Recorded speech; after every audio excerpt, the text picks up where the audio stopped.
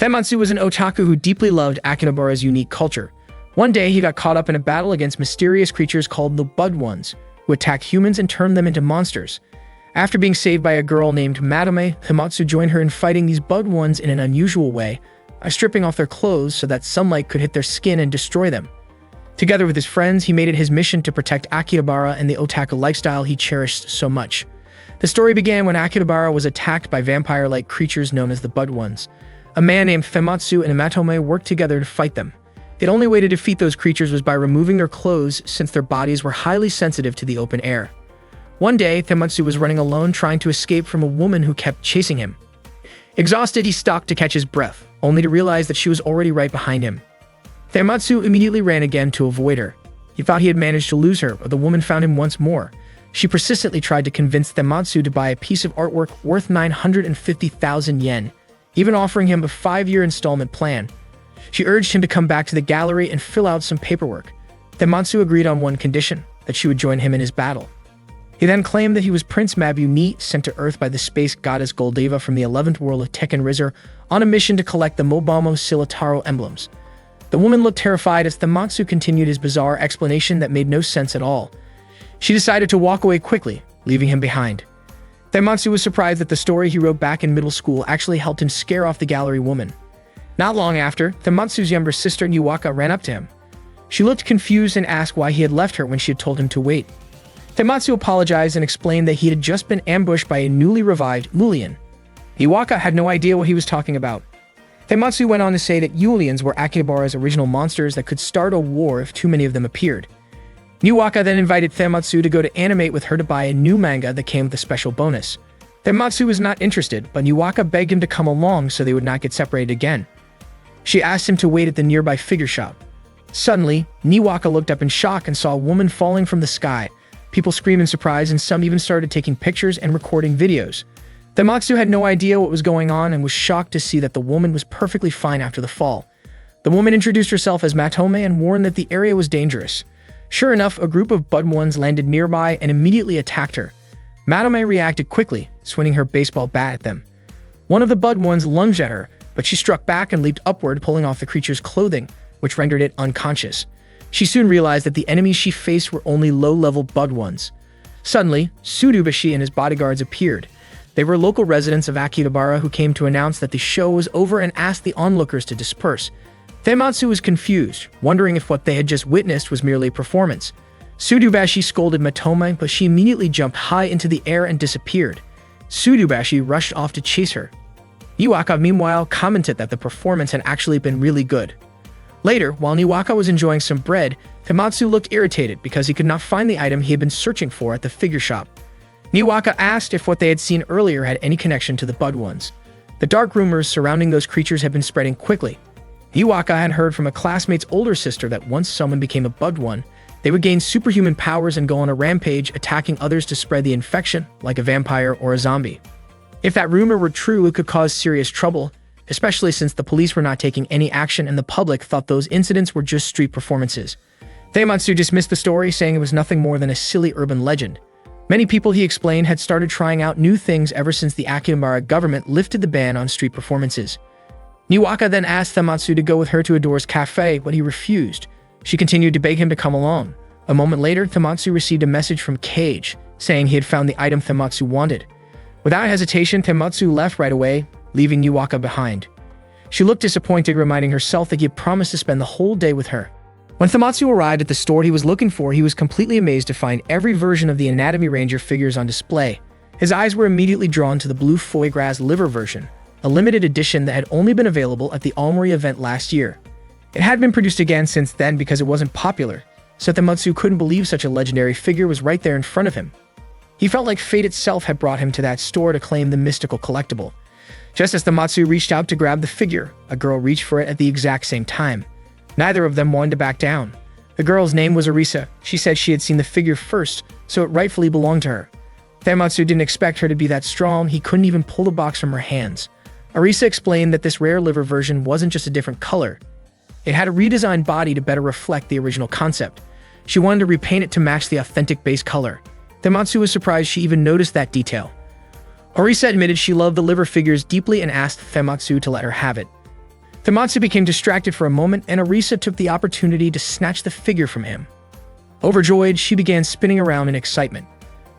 Tematsu asked Arisa to at least share what she truly felt about that rare figure. He wanted to talk about the blue liver together and even hope they could become friends through their shared passion. He realized that both he and Arisa had come to Akihabara searching for rare treasures, breathing in the same air of friendship and sharing the same collector's spirit. Arisa was touched by his words, saying that he had spoken straight to her heart. When Tematsu offered a handshake as a friendly introduction, he was secretly planning to grab the figure again. But before he could make a move, a loud crash echoed through the store. Matome suddenly appeared and mentioned something about the Bud Ones before launching an attack on Arisa. Shocked, Arisa quickly dodged Matome's strike. Matome demanded that Arisa reveal her true identity, but Arisa had no idea what she was talking about. Matome insisted that Arisa must be one of the Bud Ones, judging by her unusual outfit and her superhuman strength. Worried that the fight might damage the figures inside the store, Arisa decided to fight back to protect them. Her punches landed solidly, forcing Matome to respond by pushing Arisa away, sending them both crashing out of the store and onto the street. Arisa tried to escape, but Matome chased her relentlessly. Meanwhile, bystanders began recording the fight on their phones. Not long after, Tematsu overheard people talking about an explosion at the Adores Cafe that had just happened that day. He suddenly remembered that Niwaka had wanted to visit that cafe. Panic set in and he ran straight toward the scene. When he arrived, a crowd had already gathered, and Tsuruba she was helping keep people away from the area. Tematsu tried calling Niwaka, but her phone didn't connect. Without hesitation, he rushed inside and climbed to the upper floor. When he opened the door, he saw several customers sitting motionless. He approached one of them to ask about his little sister, but the customer suddenly screamed, startling Tematsu and knocking him to the ground. The people around him looked almost like vampires ready to attack. Terrified, Tematsu froze until someone suddenly tore through the strange energy surrounding those people and they instantly collapsed. It was Matome. She said she had seen Tematsu around before, though she thought he tended to get in her way. Tematsu explained that he was looking for his sister, and as he looked around, he spotted Niwaka lying unconscious on the floor. He rushed to her side, but one of the Bud Ones lunged forward, trying to strike him with a fork. Matome jumped in to protect him, taking the hit on her shoulder. She told Tematsu to take his sister and get out of there. Tematsu hesitated, worried about Matome's injury, but she told him that he was only slowing her down, and that next time she might not be there to save him. After Tematsu left with Niwaka, another Bud One attacked Matome, and she defended herself using the fork and her staff, forcing the enemy back. Tematsu stopped in an empty room, shaken by everything that had just happened. Suddenly, Arisa dropped down from an air vent and greeted him. She said she had been caught up in a chase and that things had turned around unexpectedly. Her clothes had been torn during the fight, so she had changed into something else. Earlier, Matome had chased her down, but later realized that Arisa wasn't one of the Bud Ones and apologized for the misunderstanding. Out of curiosity, Arisa had decided to follow Matome afterward. Tematsu then realized that Matome often stripped her opponents of their outer layers to neutralize them. Arisa looked at Niwaka and teasingly asked if the cute girl with him was his girlfriend. Before Tematsu could answer, Niwaka woke up and said that her older brother didn't have a girlfriend and didn't have many friends either. Tematsu looked annoyed hearing that. Tematsu asked Arisa to take Niwaka somewhere safe. He trusted Arisa because he believed she shared the same spirit and determination as him. Tematsu was determined to go and fight the Bud Ones, but Arisa doubted his ability, thinking his physical strength was below average. However, Tematsu reignited his own fighting spirit by recalling a line from episode 34 of Anatomy Ranger. Arisa was unexpectedly impressed by his passion and decided to support whatever he planned to do. With renewed determination, Tematsu rushed off to help Matome. At that moment, Matome was on a rooftop, surrounded by numerous Bud Ones. To those creatures, Akihabara belonged solely to them, and all humans were meant to obey their rule. The Bud Ones attacked her from every side. At first, Matome managed to dodge their attacks skillfully, but soon her arms were restrained and their leader struck her repeatedly. Bruised and exhausted, she was accused of being a traitor. For a brief moment, Matome wondered if this would be her end. Suddenly, a cloud of gas burst toward the attackers. It was Tematsu who had come to help her. Thanks to his distraction, Matome was able to break free and rejoin the fight. Tematsu tried to spray them again, but his gas canister was already empty. One of the Bud Ones kicked him hard, sending him flying. Matome was confused about why Tematsu had come, but before she could ask, the Bud One's leader attacked again, knocking her down. The leader aimed a sharp object toward her chest, ready to strike, but at the last second, Tematsu threw himself in front of her to protect her. The attack hit him instead. Matome froze in shock, unable to comprehend why he would risk himself like that. The leader tried to go after them again, but Matome managed to escape while carrying the wounded Tematsu away from the scene. Tematsu lay weak in her arms and tried to speak, reminding her of his own words, that she should always follow what sparks her interest. But before he could finish what sounded like a final message, he went completely still. Madame desperately tried to wake him up. Tears fell as she begged him not to die, not for her, not like this. Refusing to accept his death, she gently held him close and pressed her lips against his, channeling a mysterious energy between them. A brilliant light surrounded their bodies, and moments later, something miraculous happened. Feimatsu opened his eyes again, confused and disoriented. Madame felt an overwhelming sense of relief. She explained that she had performed what she called a transcendence operation, something that went beyond fate itself, though it came with side effects. Before they could process what had just happened, more bug ones appeared. One of them, still holding a metal fork, lunged at them. Feimatsu instinctively caught the weapon midair and managed to defeat the attacker in an unusual way by removing parts of the creature's outfit, exposing it to the open air. Everyone watching, including the remaining bug ones, was stunned. Feimatsu realized something: these creatures were sensitive to direct air exposure. That meant the fastest way to neutralize them was to remove their clothes. Acting quickly, he disarmed several of them using this strange yet effective method. But the Bud One's leader attacked again and managed to strike Feimatsu hard enough to knock him off the rooftop and onto the street below. Madame rushed down to reach him. More Bud Ones surrounded them, but Feimatsu fought back, defeating them one by one using the same unconventional strategy. Finally, when the leader lunged toward him, Feimatsu threw a piece of fabric, caught hold of the leader's clothes, and pulled them away in one swift motion, ending the fight. A crowd began to gather, thinking the whole scene was part of a movie shoot. Some even recorded it with their phones. Feimatsu, still catching his breath, accidentally found himself staring at the defeated leader, who was left partially unclothed. Embarrassed, he quickly looked away when he noticed Matoma had caught him doing so. Surprisingly, Madame wasn't angry. She said she was impressed by how effectively he handled the situation. Matoma then introduced herself properly, but Feimatsu chuckled, saying her name reminded him of a mayonnaise brand reviewer. Madame apologized, saying that ever since that moment, Feimatsu would no longer be able to live a normal life. He had seen the hidden side of Akihabara, a side filled with mysteries, and now he was destined to keep fighting alongside her. However, while Madame was speaking seriously, Feimatsu seemed distracted, barely listening to her words. He casually suggested that they go to a clothing store nearby so they could get changed. Madame tried to explain something else, but Feimatsu already understood this was only the beginning of their new battle together. That night, Madame told Feimatsu that the creatures they had been fighting were called the Bud Ones, bloodthirsty monsters that disturbed the peace of Akihabara. Feimatsu couldn't believe the rumors were actually true. Most Bud Ones were low-class types, their bodies possessed by demonic entities known as kurobugs. There were also Hazoku, beings capable of creating higher-class Bud Ones. Madame grew annoyed at Feimatsu's indifference, only to realize he was simply hungry and wanted to buy a katsu sandwich. She explained that the Hazoku were non-human beings able to create Bud Ones, and that she herself was one of them. Some Hazoku lived peacefully alongside humans, just like Matoma, who fought to protect the city of Akihabara. Lately, the Bud Ones had become more active, and Matoma had to keep fighting since her clan had defended the city for over 300 years. Because Feimatsu now possessed special powers, he could no longer leave Akihabara. Madame told him to join her in the fight against the Bud Ones. Feimatsu, however, wasn't interested. He said it all sounded like too much trouble and wondered why they couldn't just ask the police or the citizens for help.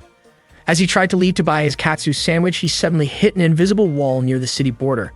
Madame explained that the entire city was surrounded by a strong energy barrier designed to keep the Bud Ones trapped inside. When Feimatsu accepted the fate transcendence from Madame, it meant he had become her subordinate, a high-level Bud One. His hair would glow whenever he released his power.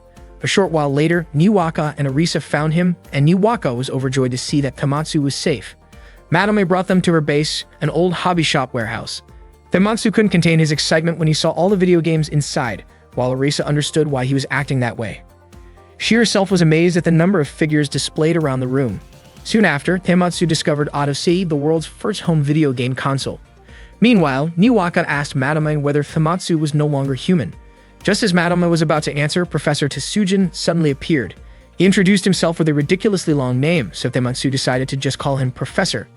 Tsujin explained that Feimatsu had actually died, but Matoma had revived him through the Fate Transcendence ritual, turning him into a high-class Bud One under her control. Now, Feimatsu possessed incredible strength, powerful enough to defeat ordinary Bud Ones in a single blow. The professor also explained that high-level Bud Ones created by Hazoku were far stronger than regular ones. Tsujin asked Madame whether the ritual had gone smoothly, knowing how much she disliked performing it. Niwaka finally understood that Feimatsu was no longer human. She remembered their father once saying Feimatsu had failed as a person, and the thought made her sad. Tsujin encouraged Feimatsu not to think negatively, telling him that he was actually fortunate to have evolved into a higher being. Feimatsu then asked what would happen if he removed his clothes, since the enemies he had defeated earlier had turned back to normal after their clothes came off. Madame told him he would find out on his own later. Tamatsu also wondered how he was supposed to take a bath if he couldn't remove his clothes. Tatsujin said the base had a special shower room he had personally built. When Tamatsu pulled open the curtain, to his shock, Orisa was already there, and the situation quickly became awkward. Madame immediately scolded him, embarrassed by the misunderstanding. She reminded Tamatsu that, as her subordinate, the Bud Ones would now target him. That meant he had to fight and join the Community Defense Group, a volunteer team dedicated to protecting Akihabara. Most members were regular citizens who volunteered to help, though some, like Madame, devoted themselves fully to hunting the Bud Ones. Suddenly, Orisa appeared again, calling the whole thing so cool. Madame, flustered, tried to cover her up while keeping the situation under control. Tamatsu decided to stay at the base, realizing he couldn't leave Akihabara anyway. Niwaka was confused as to why he would live there, but Tamatsu explained he couldn't go home and would live with Matoma for now. Madame reluctantly agreed. Niwaka worried their parents would be concerned, but Tamatsu asked her to tell them he had found a lifelong job. Niwaka said their mother might understand, but their father probably wouldn't approve. Madame told Tamatsu to get ready for their next mission, while Orisa cheered excitedly, so much that her towel almost slipped, causing another round of chaos. Tatsujin mentioned that there was still one free room upstairs, and although Madame hesitated about living together with Tamatsu, Tatsujin assured her that Tamatsu, while a bit clueless, was a good person at heart. Madame finally agreed and told Tamatsu he would officially work as part of the Community Defense Group, following her orders from now on. She asked him to clean up the room upstairs and informed everyone that their next mission would begin the next morning at 7. Niwaka could only hope that Tamatsu would be alright. The next morning, Madame walked together with Tamatsu and Orisa. Madame was puzzled about why Orisa was tagging along with them. Orisa explained that she had joined the public welfare group, which made Madame wonder who had even allowed her to join. Orisa asked Matome not to be so stubborn, saying she already knew that Madame was the one who repaired the damaged figurines. Madame admitted that she felt bad for the shop. She'd also apologized to Orisa because the day before she had mistaken her for one of the Bud Ones and attacked her right away. Suddenly, Orisa hugged Matome tightly and said she wanted to be her teammate. Out of nowhere, Tamatsu announced that he had already decided on a name for their team. In fact, he had thought of it since yesterday. Matome immediately disagreed, saying the name sounded awful, but Tamatsu insisted that it was a combination of all their names. Even so, Madame firmly refused.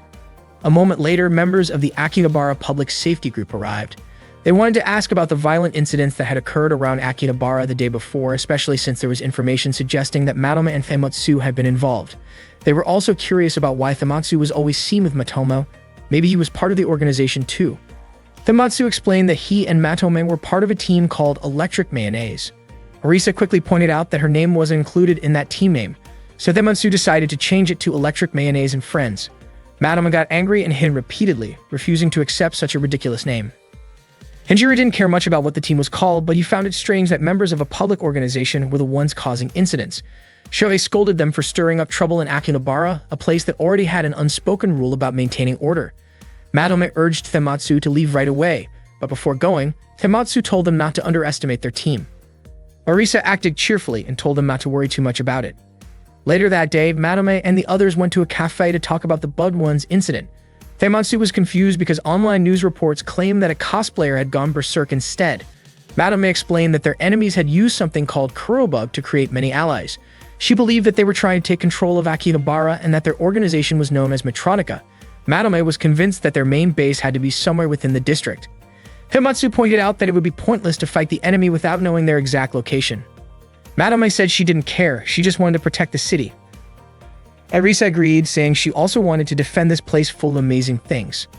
Tamatsu, however, couldn't help but think about shopping while he was still in Akihabara. Instead of that, he had been patrolling since morning, and since none of them were being paid, he wondered how they were supposed to survive like this. It turned out that Tatsujin's Research Institute had been providing them with some funding, but it wasn't enough to cover the rent for their base. When Tamatsu asked how they were supposed to make a living, Madame told him he should find a part-time job. Not long after, Momo appeared and approached Tamatsu. Momo was a well-known freelance waitress famous for her legendary service. Orisa was thrilled to meet her in person. Momo then suggested a good place where Tamatsu could find a side job. They soon visited the Mashiro agency, where Tamatsu asked for an easy job that paid well. The agency handed him a flyer, but both Madame and Orisa didn't trust it. The agency staff said they weren't responsible for any of the information on it. Madame commented that most of the censors Tatsujin had made were basically useless anyway. Tamatsu decided he should head to the Eshigoya Tokyo Military Goods Store, which was looking for part-time employees. When they arrived, the place was packed with people. It seemed like military-themed items were really popular at the moment. Orisa mentioned that thanks to certain admirals and tank girls, the military theme was always trending. Tematsu, however, thought it was just a bunch of low-level fans looking for the latest model kits. Orisa teased him, saying he was also a hardcore military otaku himself. Suddenly, Tenchao appeared and said that he didn't have any valuable goods to sell to those customers. He fired his weapon into the air, leaving Tematsu completely confused about what was going on. Out of nowhere, ghostly military spirits appeared, capturing and possessing the visitors in the store. The sensor device detected an intense reaction from Tenchao. It turned out that he was actually the leader of the military-type Bud Ones. Matome declared that Tenchao was a high-class Bud One and urged Tematsu to fight alongside her. Orisa, full of excitement, joined the battle too. Together, they managed to defeat many of the Bud Ones. But Tenchao ordered his soldiers to take down Matome and her team. Chaos erupted, and people started fleeing the building in panic. Meanwhile, Masato was on a nearby rooftop with Fukame recording everything that was happening below. Meanwhile, a squad of Bud One's soldiers opened fire on Tematsu and his friends. Orisa quickly jumped toward the soldiers and kicked one of them, even managing to snatch his weapon. Matome was surprised that Orisa could pull that off.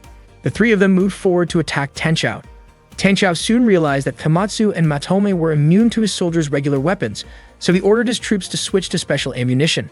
The next volley tore through Tematsu's and Matome's clothes, and Tematsu felt his body burning from the strange effect. It turned out those bullets were designed to shred clothing. Matome told Tematsu to fall back. The three of them quickly jumped out of the store. Not long after, Tsurubashi and his group arrived, accusing them of causing trouble. Shohei refused to let smugglers like them run wild, saying it could damage the reputation of the Chuodore community. Suddenly, several grenades were thrown from the store, forcing everyone to run for cover as explosions shook the area. Tsurubashi was confused about what kind of forces were stationed above the store. Matome explained that the attackers were Bud Ones. Kozakura thought it was just a myth, but Matome insisted that Akihabara was in danger and that they had to protect it.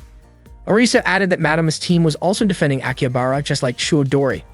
She then hugged Tsurubashi and asked him to be friendly, since they were all members of the same community. Tematsu urged Orisa to leave, but Tsurubashi suddenly agreed to help. Although his teammates were hesitant, Tsurubashi reminded them that even if they didn't believe in the Bud Ones, keeping Akihabara peaceful was still their duty. Orisa was thrilled, while Tematsu thought the more people they had, the more exciting things would get, especially since he already had a plan for the next battle. Orisa was full of energy and ready to fight alongside them. When they reached the front of the store, Orisa kicked down the line of guarding soldiers. Matome was amazed since she was used to fighting alone. As soon as they entered, they started facing the Bud One's soldiers head-on, returning fire while Matome swung her baseball bat to take them down. Matome asked Tematsu to deal with the store manager, Tenchao, while she handled the Kurobug soldiers. Tematsu asked why Tenchao was doing all this. Tenchao replied that he had no use for unfaithful, trend-chasing people, claiming his store was meant only for experienced elites. He said most of those wannaves would become his pawns in taking over Akihabara. Tematsu told him he should treat newcomers better, reminding him that he probably once thought every Japanese fighter plane was called Type 0. Embarrassed, Tenchao tried to deny it and opened fire on Tematsu, but Tematsu quickly used his clothes for protection, leaped at Tenchao, and pulled off his outfit, ending the fight in an instant. It turned out Tematsu then borrowed the clothes from Tsurubashi for protection. However, once he removed Tenchao's outfit, Tematsu suddenly vanished. Matome realized that people possessed by the Kurobug would return to normal humans once their clothes were removed, but high-ranking Bud Ones and Hazoku would disappear entirely when that happened. Matome apologized for what had happened, but Tematsu's spirit remained high. He said he needed to enjoy life while he could and wanted to buy lots of things so he wouldn't have any regrets. He even decided to look for a job to earn money, rushing off to an agency office. Matome was baffled by Tematsu's reckless enthusiasm. Meanwhile, Orisa had successfully gathered and cared for the victims who had turned back into normal humans. News outlets soon reported that the chaos in Akihabara was a clash between otaku factions. The report was aired by Masato on his channel. After finishing the broadcast, Masato admitted that the story felt a bit exaggerated, but it was actually Fukame who had ordered him to present it that way. Fukame couldn't believe that a high-ranking Matronica member had been defeated so easily, and she began preparing her next plan. That day, Niwaka was watching Ayo's concert performance on TV. Tematsu, sitting nearby, didn't seem to recognize the idol at all. Orisa then explained that Ayo was a popular Akihabara idol who used to be the lead singer for GNZ34. She gained her fame thanks to her sweet stage presence and her cool, composed attitude during fan handshake events. The moment Tematsu laid eyes on Ayo, he immediately fell for her charm and became one of her biggest fans. He even went to see her concert in person. When he came back home after the concert, Niwaka was shocked by how Famitsu looked, though Orisa actually liked his new appearance. Matome, on the other hand, scolded him because he was supposed to be on patrol with her that day. Famitsu apologized for skipping out on their duty. Even though it was already late at night, Matome still invited Famitsu to patrol with her, but he refused, saying he wanted to watch the concert review broadcast. For him, the most important thing was to experience Io's performance live and then join the fan discussions afterward. Famitsu admitted that the concert had been absolutely incredible. Frustrated, Matome stormed off. That night, Matome went to a burger shop and ended up eating a huge amount of burgers. She was still upset and thought that while she was sitting there doing nothing, their enemies might already be moving forward with their plans. She began to regret saving Famitsu that one time. Her face turned red when she remembered the kiss they had shared. Meanwhile, Famitsu was at a cafe listening to music when Cage showed up. Cage couldn't believe Famitsu had suddenly gotten into idol music. He suggested Famitsu should try listening to higher quality tracks and offered him his own earphones to test. After trying them, Famitsu became obsessed with finding the best audio gear possible. He went to a store and was shocked by how expensive the headphones were. The shop clerk told him they weren't just headphones, they were ear speakers. In the end, Famitsu bought the ear speakers. But it turned out that everything had been part of a plan by Cage and the shop owner to make him buy their products. Sure enough, Famitsu ended up buying a ton of equipment, high-end speakers, the latest audio tech, limited edition vinyl records, record players, pure gold audio cables, and even a mysterious stone said to boost sound quality when placed on the player because it enhanced sound waves with special particles. Later, Famitsu proudly told his friends that after chasing the true essence of audio, he had discovered a simple truth. Idol music is best enjoyed live. His friends couldn't believe it, especially since he had spent so much money on audio equipment. But Famitsu explained that nothing could match the energy at a live concert, the unity, the passion, the way everyone's focus comes together for one person. That, he said, was what being a true idol fan was all about. However, when he got home from the concert, he found a huge credit card bill waiting for him. With no other choice, Famitsu went to an agency to look for part-time work. When asked what kind of job he wanted, he said anything would do, as long as it paid well and the money came fast. The agency gave him a job that seemed perfect for his situation. Meanwhile, Matome was frustrated that Famitsu had completely abandoned electric mayonnaise, first for an idol obsession and now for a part-time job. Niwaka explained that her brother tended to forget everything else whenever he got fixated on something. Matome apologized to Niwaka for making her take Famitsu's place on patrol. Orisa, however, said she understood why Famitsu liked idols. To her, idols represented dreams and everyone adored them. She even admitted that she wanted to chase the world of idols herself. Suddenly, a woman stopped them and asked if any of them wanted to become idols. The three of them screamed in surprise. The woman invited them to talk in a cafe. She introduced herself as Chibusa from Great Emperor Records. Iwaka and Matome didn't recognize her, but Orisa immediately knew who she was. Orisa explained that Chibusa was a major figure in the idol industry, famous for her captivating performances and for producing hit dramas inspired by her own experiences, often touching on the darker sides of the entertainment world. One of her shows, Why They Don't Pay, had been a huge success. Chibusa was a legendary media producer and she seemed impressed that Orisa knew so much about her. Chibusa was accompanied by Muramura, her personal photographer. She told the three girls that she saw untapped potential in them, like diamonds waiting to be polished, and she believed they could be the next big idol trio to shine in the future. She asked if they were interested in debuting as idols. Niwaka was confused by how sudden the offer was, and Matome immediately declined, saying the three of them had an important mission to focus on and couldn't waste time chasing fame. But before they could continue, Orisa quickly covered their mouths and excitedly accepted the offer. She was confident that the three of them could become Akihabara's next big stars. And just like that, Chibusa decided to make them idols. During a training session, Matome used the stage name Ma, Niwaka went by Ne, and Orisa kept her real name as her stage name. Together, the three formed an idol trio called Manias. Chibusa reminded them to maintain their stamina because, according to her, an idol could never succeed without a healthy body. They started doing physical exercises, beginning with jump rope practice while Famitsu was busy with his own job. After that, the trio moved on to practicing fan handshakes, where they had to keep smiling no matter what. At the same time, Famitsu was cleaning windows on a tall building. Next, Matome and her friends practiced climbing walls. Matome questioned whether rock climbing was really necessary to become an idol. Orisa admitted she didn't know either, but she believed it might be part of the new idol standards at the time. Still, Orisa gave it her best effort, full of energy, while Muramura kept recording their activities. Meanwhile, Famitsu continued his delivery job around town. Later on, Madame and her team had a photo shoot. Many photographers surrounded them, taking countless pictures as the trio tried to pose in cute and cheerful ways. They were a bit embarrassed when people started taking pictures from lower angles. Meanwhile, Feimatsu was still busy arranging flower bouquets at his workplace. The next day, the three girls were filmed eating snacks for a promotional video. The scene's direction felt awkward and overly suggestive, and they didn't really understand why they had to pose in such a way.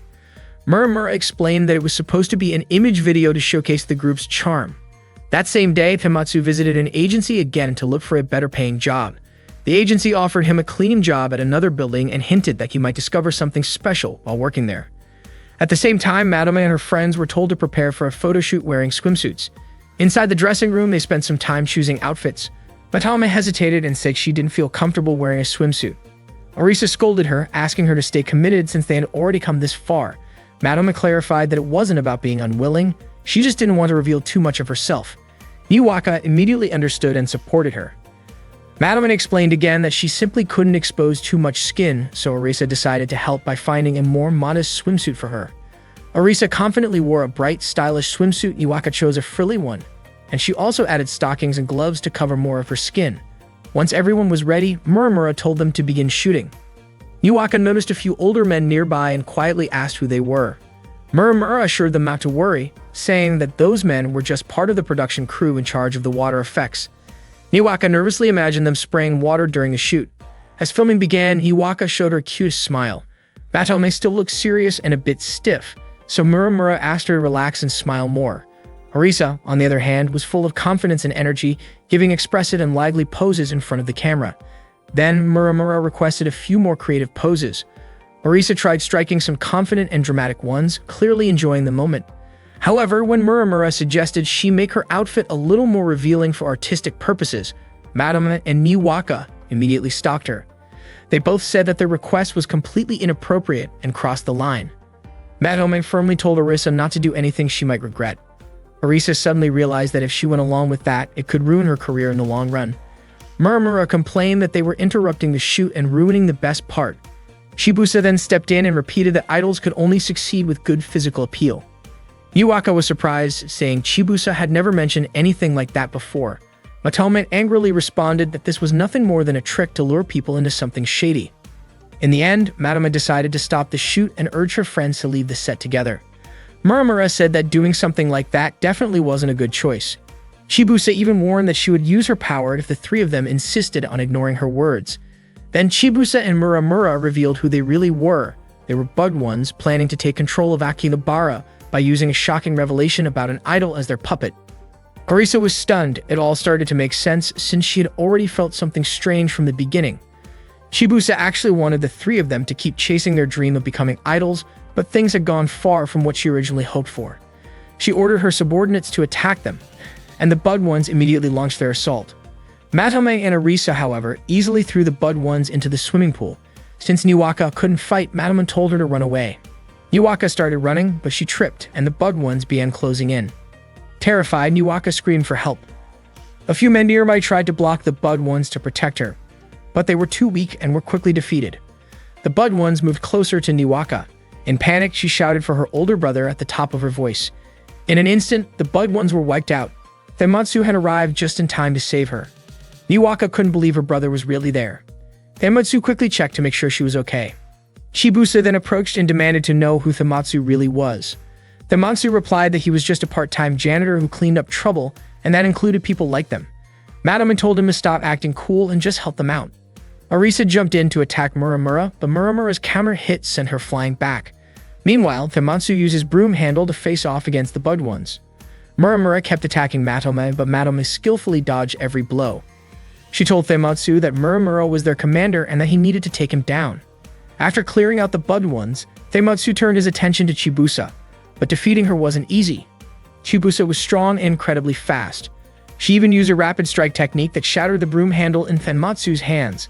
Not long after, Feimatsu managed to grab the edge of Chibusa's outfit, weakening her control. At the same time, Muramura forcefully pulled at Orisa's costume, causing her to fall and hurriedly cover herself.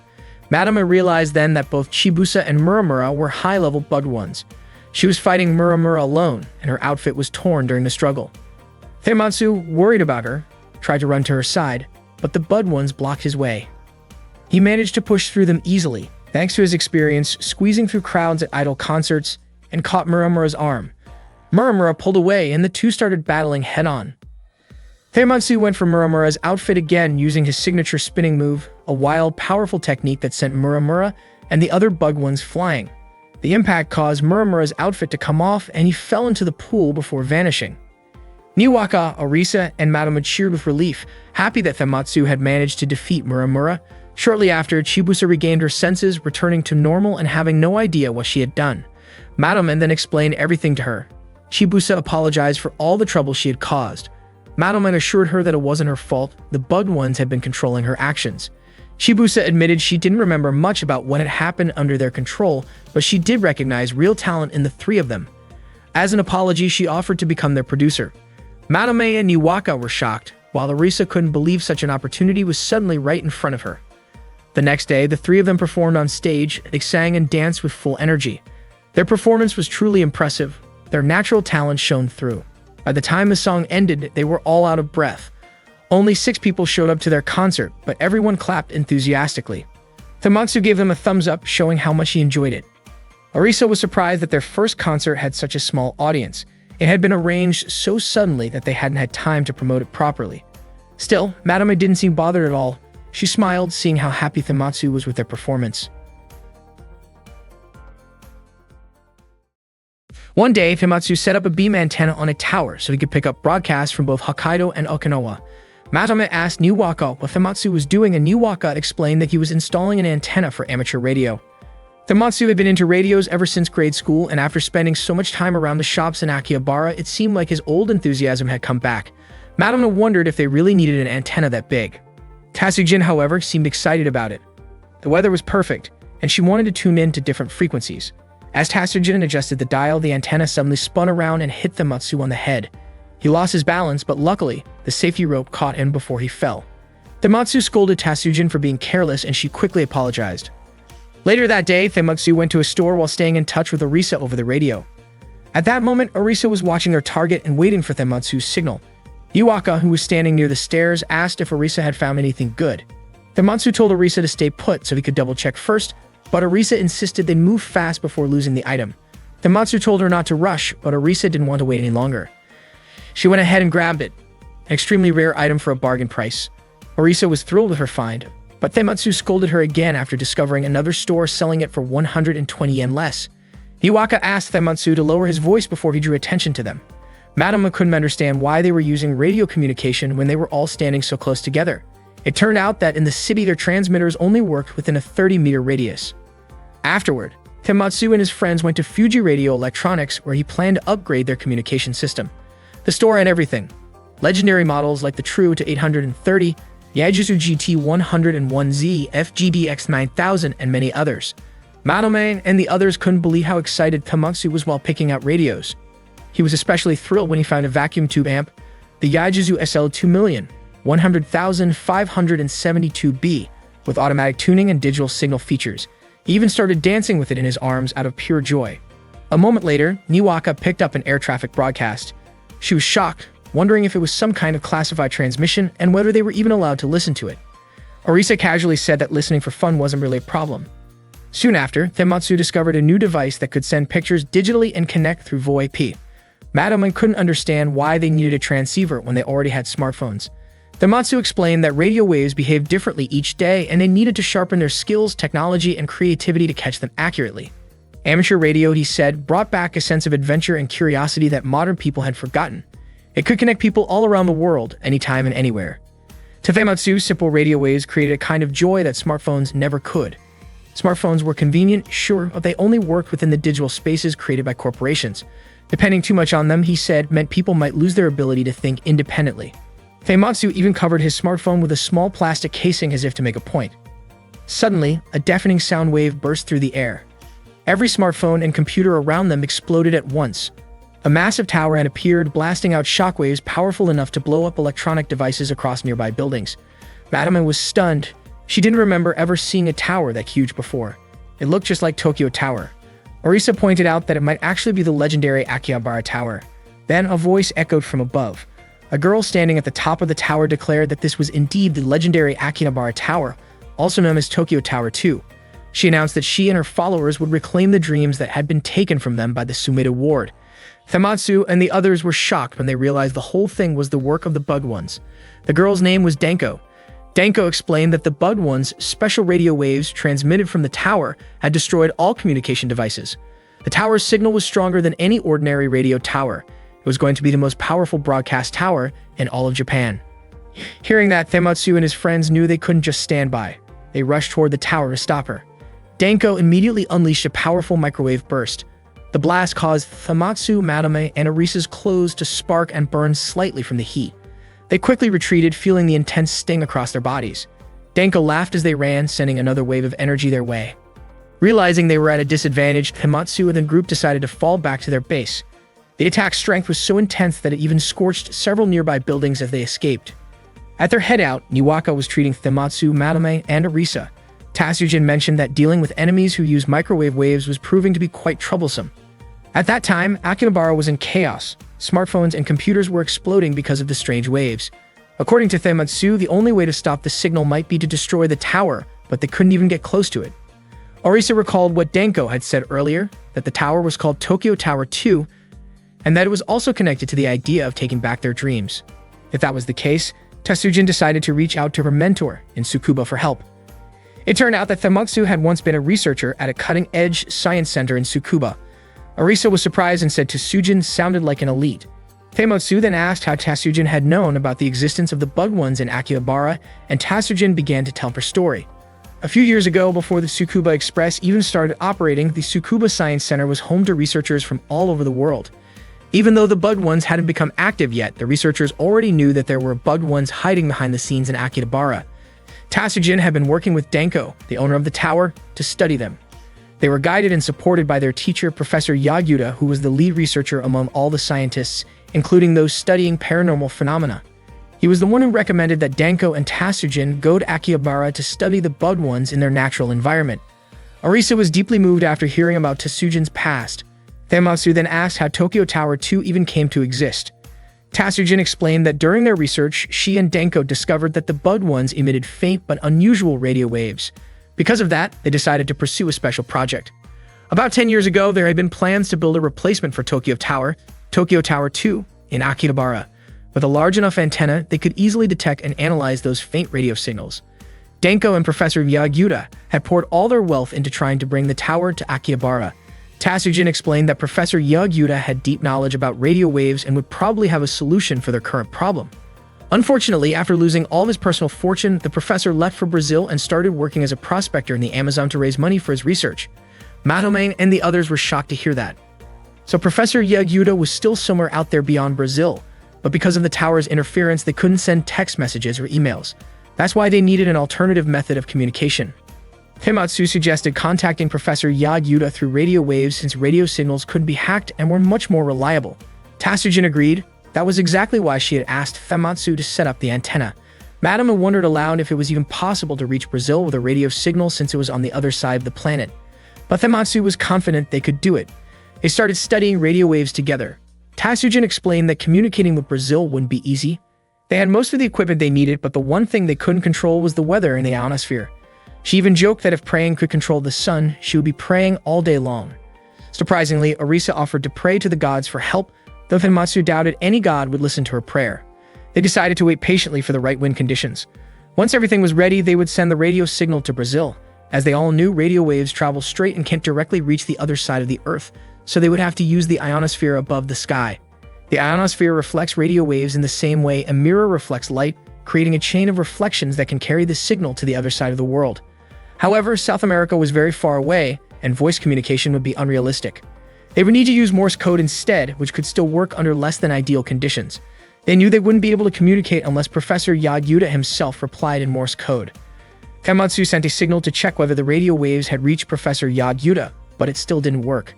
Tatsujin asked Niwaka to switch the coaxial cable, told Matoma to grab the toolbox, and asked Arisa to check the rotator on the tower. Arisa immediately climbed the tower and prayed to the ionosphere, but even by nightfall, there was still no success. The next morning, Momo showed up bringing pizza pops and garlic chicken. Famitsu and the others woke up and were thrilled to see the food. It turned out that Niwaka had ordered the meat pizza before heading to school. Momo, who worked in a pizza place that month because of a maid program event, looked around and couldn't believe how serious they all seemed. Tamatsu explained that they were carrying out a complex communication mission. Momo realized that the signals from the new tower had been causing trouble all over Akihabara. She asked if any of their devices had been affected. Tasujin said that since they were under the tank, the effects had weakened, and she had also built a protective wall. Momo walked closer to the equipment and pressed the wave transmitter. Suddenly, a response came through from Professor Yagyuta.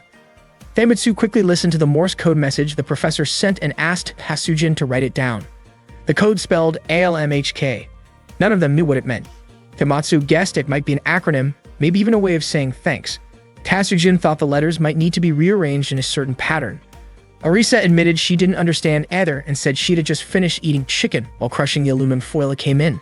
Tasujin's eyes lit up as if she suddenly understood what ALMHK meant. Excited, she ran inside to look for materials but realized she didn't have enough, so she asked Momo to bring her an order of 100 garlic chicken meals. Meanwhile, Denko was laughing joyfully because he had finally taken control of Akihabara's radio waves, fulfilling his long-time dream. He had once watched a tower being built in Narihirabashi, which made him lose his motivation to live. Fortunately, thanks to Matronica, he had managed to build a tower of his own.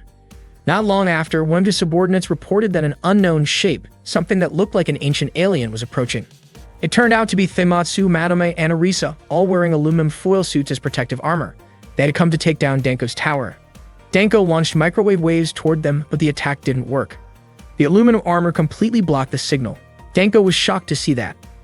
Tamatsu and his team prepared to move in and face him. Tasujin was grateful to Professor Yagyuta, who had given them the answer, Arumahaku, meaning aluminum foil. Aluminum could fully block microwave radiation.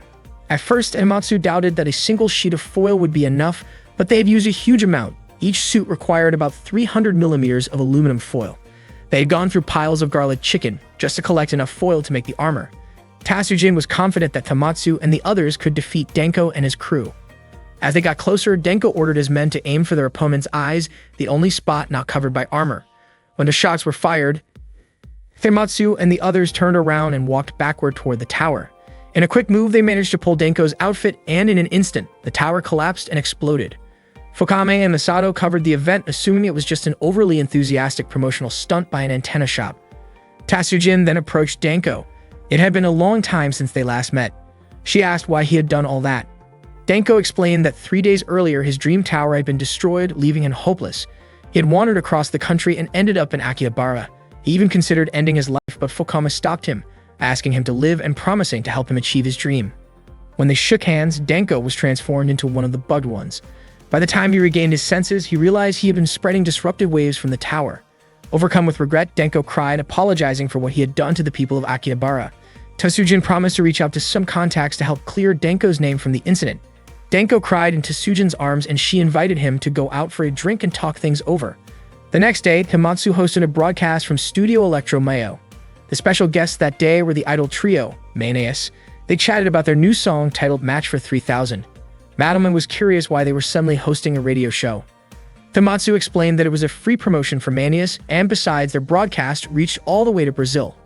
Meanwhile, Tasujin quietly looked at an old photo of Denko and Professor Yagyuta together. That day, Tamatsu was hanging out at the game center playing a mahjong arcade game. But as the game went on, an image of a woman started to appear, slowly taking off her clothes. Yuaka was shocked and couldn't believe Tamatsu was still playing a game like that. Tamatsu tried to explain that he was only using it as practice for fighting the Bud ones, since, according to him, there might come a time when he'd have to face them in a mahjong match. When the woman in the game started to undress, Tamatsu quickly covered the screen and told Niwaka to go play the crane game instead. Niwaka was grateful when Tamatsu gave her some money, and she got super excited running off to play. As the self-proclaimed ace fighter, Tamatsu swore that he would play any game to victory without letting his opponent win a single round. In reality, though, Tamatsu lost his final mahjong match and decided to switch to another game. The arcade was filled with tons of classic titles, and he found himself drawn to an old favorite, Street Fighter II. He hadn't been very good at fighting games in the past, but by now he figured he should have improved. He started playing, realizing the game was much faster than he remembered. At first, he couldn't recall the special moves, but eventually it came back to him, and he managed to win a round. Suddenly, a kid walked up and joined the game. Tamatsu was surprised that a child would even bother with such an old game. Confident, he assumed he could beat the kid easily, but it turned out the kid was incredibly skilled. Without giving Tematsu a single chance to land a hit, the kid completely crushed him. Tematsu was frustrated, feeling like he'd been wiped out in one-sided fashion, and he ended up blaming the machine. The kid introduced herself as Matsuko and calmly told him that blaming the machine wouldn't make anyone a better player. Then she walked away, leaving Tematsu puzzled. He had the strange feeling that he'd seen her somewhere before. Meanwhile, Niwaka was happily focused on the crane game, and she actually managed to win a full set of Lao's quintuplet plushies. Not long after, Tematsu walked up to her. Niwaka proudly showed off her prize, but suddenly a glass barrier appeared and sliced through the plushie Tematsu was holding. Both of them were shocked, and Niwaka froze in fear. Out of nowhere, a giant mechanical claw reached down from the ceiling and grabbed her, lifting her up into the air. Niwaka screamed for help, and when Tematsu tried to smash the glass to rescue her, he noticed a warning message saying that anyone who hit the machine would be banned from the arcade. Before he could figure out what to do, the ceiling closed up again, taking Niwaka with it. At that moment, Matsuko appeared once more and commented that Tematsu had matured since he didn't break the machine this time. Tematsu, confused and annoyed, had no idea what she was talking about. A few seconds later, Tematsu received a message from an unknown sender saying that his little sister had been taken. Furious, Tematsu turned to confront Matsuko, but she vanished before he could even react. Shortly after, Arisa contacted him and warned that Niwaka was in serious danger. Tematsu rushed back to their base, trying to figure out a plan to save her. That's when another threatening message appeared. The kidnapper demanded that if Tematsu wanted Niwaka back, he would have to enter the massively popular Street Fighter V tournament and win. The kidnapper had already signed him up. Tematsu was shocked. It was clear this whole thing had been planned in advance, with Niwaka taken as leverage. Arisa explained that the Street Fighter V Weiwei Cup Evolution fight would take place the next day in Akihabara. The tournament would feature many famous gamers, and the champion would get to face Matsuko, who was now a well-known pro. Arisa told Tematsu that Matsuko wasn't just famous for her skills. She was also considered one of the most beautiful and brilliant players in the gaming world, having already won tournaments across the globe. That's when Tematsu realized Matsuko was the same girl he'd met at the arcade, and she was the one who had taken Niwaka. The team reviewed footage from Matsuko's recent matches. After watching closely, Madama commented that the moves Matsuko used weren't normal, they weren't human techniques at all. Madama was convinced Matsuko must be a bugged one. Tematsu couldn't believe it. The so-called genius of the gaming world turned out to be someone using bugged one powers. It was incredibly disappointing. Madama asked if Tematsu thought he could really defeat Matsuko. Arisa stepped in, saying he'd have to beat several famous pro gamers first if he wanted to reach her in the tournament. Tematsu admitted he wasn't exactly great at fighting games, but Arisa reminded him that, as Confucius once said, "You'll never know until you try." She encouraged him to give it everything he had. Motivated by her words, Tematsu vowed to do whatever it took to save Niwaka. Tatsujin had already guessed that Tematsu would say that. In fact, Tatsujin had anticipated it and had even built a special training machine to help Tematsu improve his fighting game skills. That afternoon, Tematsu was training by running on Tatsujin's custom-built machine. Madama was confused about how that kind of workout could possibly help with a fighting game. The machine spun too fast, causing Tematsu to lose his balance and fall. The next session was reflex training. Tatsujin used a tennis ball machine, but Arisa was the one swinging the racket. She kept missing, and the tennis balls ended up hitting Tematsu instead. Arisa tried again, confidently believing she could hit the ball this time, but she accidentally struck Tematsu right in the face instead. Next came the endurance training. Tematsu had to hang onto a rope while two sharks swam in the pool below. He couldn't hold on long enough and eventually fell into the water. Then came reaction speed training with a quiz game, pressure resistance training, and exercises to strengthen his body. At one point, he even had to endure simulated heat training by standing near a warm pole.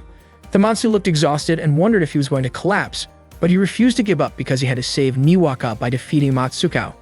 The next morning, Tematsu practiced by trying to crush a watermelon using only his index finger, and he actually did it. Tatsujin proudly announced that Tematsu had mastered the legendary 16 hits per second technique. Fired up and full of confidence, Tematsu was eager to take on Matsuko. That day, the Weiwei Cup Evolution Fight Tournament in Akihabara finally began. Koga served as the host, accompanied by a male commentator. Tematsu appeared calm, certain that he would win the tournament and face Matsuko. Arisa felt that the opponents looked pretty tough, but Tatsujin was sure that after all of Tematsu's training, no ordinary human gamer could beat him. To face Matsuko, Tematsu first had to make it to the finals. The first round began. Koga called up a gamer named Frog Ozma, a representative from the United States, to fight against Tematsu. Arisa and Madhoman cheered loudly, encouraging Tematsu to win. When the match started, Tematsu confidently said that he didn't have time to deal with minor opponents because his real target was Matsuko. However, to everyone's surprise, Frog Ozmo won the match. Tematsu couldn't believe it. He was completely defeated in the very first round. The shock hit him hard. To rescue his kidnapped little sister, Tematsu stayed up all night training for the Weiwei Evolution Fight Tournament. Even though he lost in the first round, he made an incredible comeback in the playoffs and knockout stages. To reach the final, Tematsu defeated Inferno, one of the strongest contenders, earning the right to challenge Matsukao, the genius gamer. When Matsukao and Tematsu finally faced each other, Tematsu declared that he would win this battle to save his sister. Matsukao didn't quite understand what he meant, but she didn't care much about that. What truly interested her was that she could sense something special about Tematsu, something that made her want to play seriously. The final match began. Tematsu's spirit burned brightly, and for a while he held the upper hand against Matsukao. He stayed calm under pressure, executed a perfect combo, and finished with a critical art. Tematsu won the first round, and the crowd erupted in cheers. Orisa and Matoma jumped with excitement, thrilled to see him take the lead. Suddenly, one of the spectators mentioned that Matsuko always used the first round to study her opponent's playstyle. Tatsujin didn't believe it at first. The spectator explained that in every best-of-3 match, Matsukao intentionally lost the first round to analyze her opponent's tactics.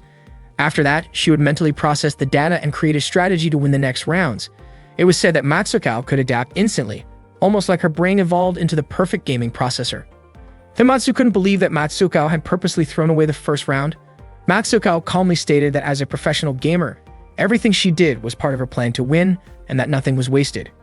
Koga commented that Matsukao was showing incredible pride, and Matsukao herself admitted that Tematsu's skill level was beyond what she had expected. The second round began, and Tematsu was completely overwhelmed by Matsukao's true power. He could only defend for a short while before Matsukao decisively defeated him. The audience roared with excitement at her victory. Matsukao had shown her real strength. She won the round without even using a special move. Koga wondered aloud if the gap in their abilities was too large to overcome, while the commentator added that the greater the distance, the greater the challenge to bridge it. Tematsu realized that Matsukao truly was the strongest gamer. Matsukao, however, insisted that Tematsu's potential was still greater than he realized, but to claim victory, he needed to push himself even further. Suddenly, Matsukao took off her jacket, surprising Tematsu and exciting the entire crowd. Everyone started cheering enthusiastically. Matoma was confused, wondering why Matsukao would remove her clothing in the middle of a match. Orisa explained that it might be a kind of martial arts technique known as the strike of shame, a symbolic gesture meant to unleash one's hidden potential. According to Orisa, this technique had even appeared in history. During the era of the 16 Kingdoms, the legendary mahjong master Lord John Kioi was said to have used it. Later in Japan's Edo period, a shogi player named Lord Mataro supposedly did the same. Rumor had it that this technique was even coded into a computer program that once defeated a human champion named Yedail, despite the fact that mastering it was said to take over 30 years. Orisa admitted that Matsuko was indeed a genius. Matoma, however, was baffled. She couldn't believe that someone she had once thought of as one of the Bud Ones would resort to something so unpredictable. Tematsu was curious and asked if Matsukao didn't feel embarrassed, but Matsukao replied that she no longer carried any sense of shame. All she had left was her determination to win. As the crowd grew louder, the final round began. Tematsu struggled to keep up and couldn't react fast enough to Matsukao's attacks. Her moves were swift and unstoppable, leaving him with almost no openings. When Matsukao prepared to launch her ultimate move, Tematsu narrowly managed to dodge it. He felt cornered, unsure of what else he could possibly do, until he suddenly decided to follow Matsukao's lead and took off his jacket as well. Seeing that, Matoma shouted, warning him not to go that far since it could be dangerous for him. But Tematsu didn't care. He wanted to dedicate his youth to gaming, and he was ready to give it everything he had. Some of the audience even cheered him on. As the tension rose, Matsukao responded by removing her outer shirt too, drawing a collective gasp from the crowd. Both of them now stood in their undershirts, focused completely on the game. The match reached its peak. Every move, every reaction perfectly mirrored the other. Matsukao was thrilled to be fighting such a skilled opponent and confidently declared she would end the game right there. But Tematsu refused to lose. He wanted his own legend to begin that day. He stood upside down, spinning his body using only his hands, shocking Orisa, who realized all his years of training had been for that very moment. With fierce determination, Tematsu pressed the console buttons rapidly, channeling all his energy into one final burst of focus. In that moment, he managed to defeat Matsukao. The impact was so strong that Matsukao stumbled backward from her seat. The crowd erupted into cheers. Nobody could believe that Tematsu had actually beaten the reigning champion. Orisa was equally stunned and proud of his victory. As the excitement settled, Tematsu suddenly realized his body was burning from exhaustion, and the fact that he wasn't wearing much didn't help. Matsukao noticed and kindly offered him her jacket. She admitted that Tematsu's spirit and determination had truly outshone her that day.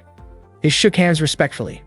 Tematsu reminded Matsuko of her promise to return his younger sister, Niwaka, but Matsuko looked puzzled. She had no idea what he was talking about. Just then, Madame quietly lifted Matsuko's hat, revealing her normal hair and showing that she wasn't one of the Bud ones after all. Tematsu was confused, realizing there must be someone else behind all of this. Suddenly, it became clear the announcer was the real Bud one. Without hesitation, Tematsu struck him with a single powerful blow that sent the announcer flying into the sky. With that, Koga stepped in to officially close the Weiwei Evolution Fight Akihabara event. Tematsu immediately rushed to find Niwaka. Together with his friends, he entered the room where hostages had been kept, only to see Niwaka calmly playing a video game. She admitted she couldn't finish it. Tematsu sighed in relief. She was safe. Madame couldn't believe it. After all the chaos they had gone through, Niwaka was just sitting there gaming like nothing happened. Tematsu smiled and offered to help her finish the game. That day, Tematsu was frustrated because his laptop suddenly showed a blue screen for the 10th time, right after the Winmato's OS updated automatically. He started thinking it might be time to get a new computer. With smartphones getting more popular, PCs have become less appealing among young people. Around that same time, new regulations for Akihabara residents had just been announced. The electronics store MoffMap promised to offer shop-built PCs with surprisingly low prices but high specs. The store owner, Barbara, confidently advertised that MoffMap would become a well-known brand across Japan. After seeing the ad on TV, Tematsu immediately decided to head to MoffMap. He was tempted by the deal but also thought it might be boring to have the same setup as everyone else. Suddenly, Cage showed up and suggested that Tematsu should try building his own PC instead. Cage explained that if Tematsu assembled it himself, it would be one of a kind, something truly personal. Tematsu liked the idea but admitted he had never built one before. Cage was surprised, especially since Tematsu was actually pretty skilled with analog machines. So Cage offered to help him out. They started shopping for parts, picking up a CPU and motherboard first. While browsing, they noticed a man walking into the store looking around for certain components. Once he left, Cage quietly pulled out an item from the pile the man had been looking through. It turned out that the guy was known as Jackal, a so-called parts hunter. He had a habit of going from shop to shop, finding good parts, hiding them under piles, and later buying them from whichever store sold them cheapest. Cage told Tematsu that following Jackal around was a clever way to score quality parts at bargain prices. Tematsu jokingly called it stealing Jackal's finds, but Cage laughed and said that when it comes to building PCs, it's all about survival of the fittest. The fastest builder wins. After buying a few more components, the two of them took a break and enjoyed some fish sandwiches. Tematsu thanked Cage, saying he managed to stay under budget thanks to him. Then they headed home, ready to start assembling the PC. When Tematsu finally turned it on, he realized he had forgotten to buy an operating system. He didn't want to use Winmato's again anyway. Just then, Tatsujin offered him a chance to try out a new OS she was developing called Drive AI Latex.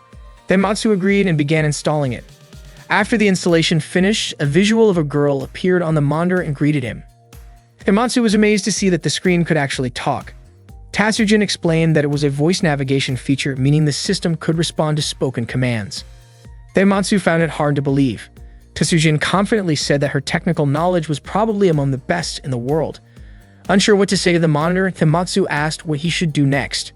Tatsujin suggested giving the AI a name to make it feel more personal. Tematsu thought for a moment and decided to name the virtual girl Pukao. The computer immediately responded, recognizing the name. He then introduced himself, and Pukao identified him as her administrator. Overjoyed, Tematsu began chatting with her non-stop about all sorts of things. Meanwhile, Matome, Niwaka, and Arisa were enjoying a meal together.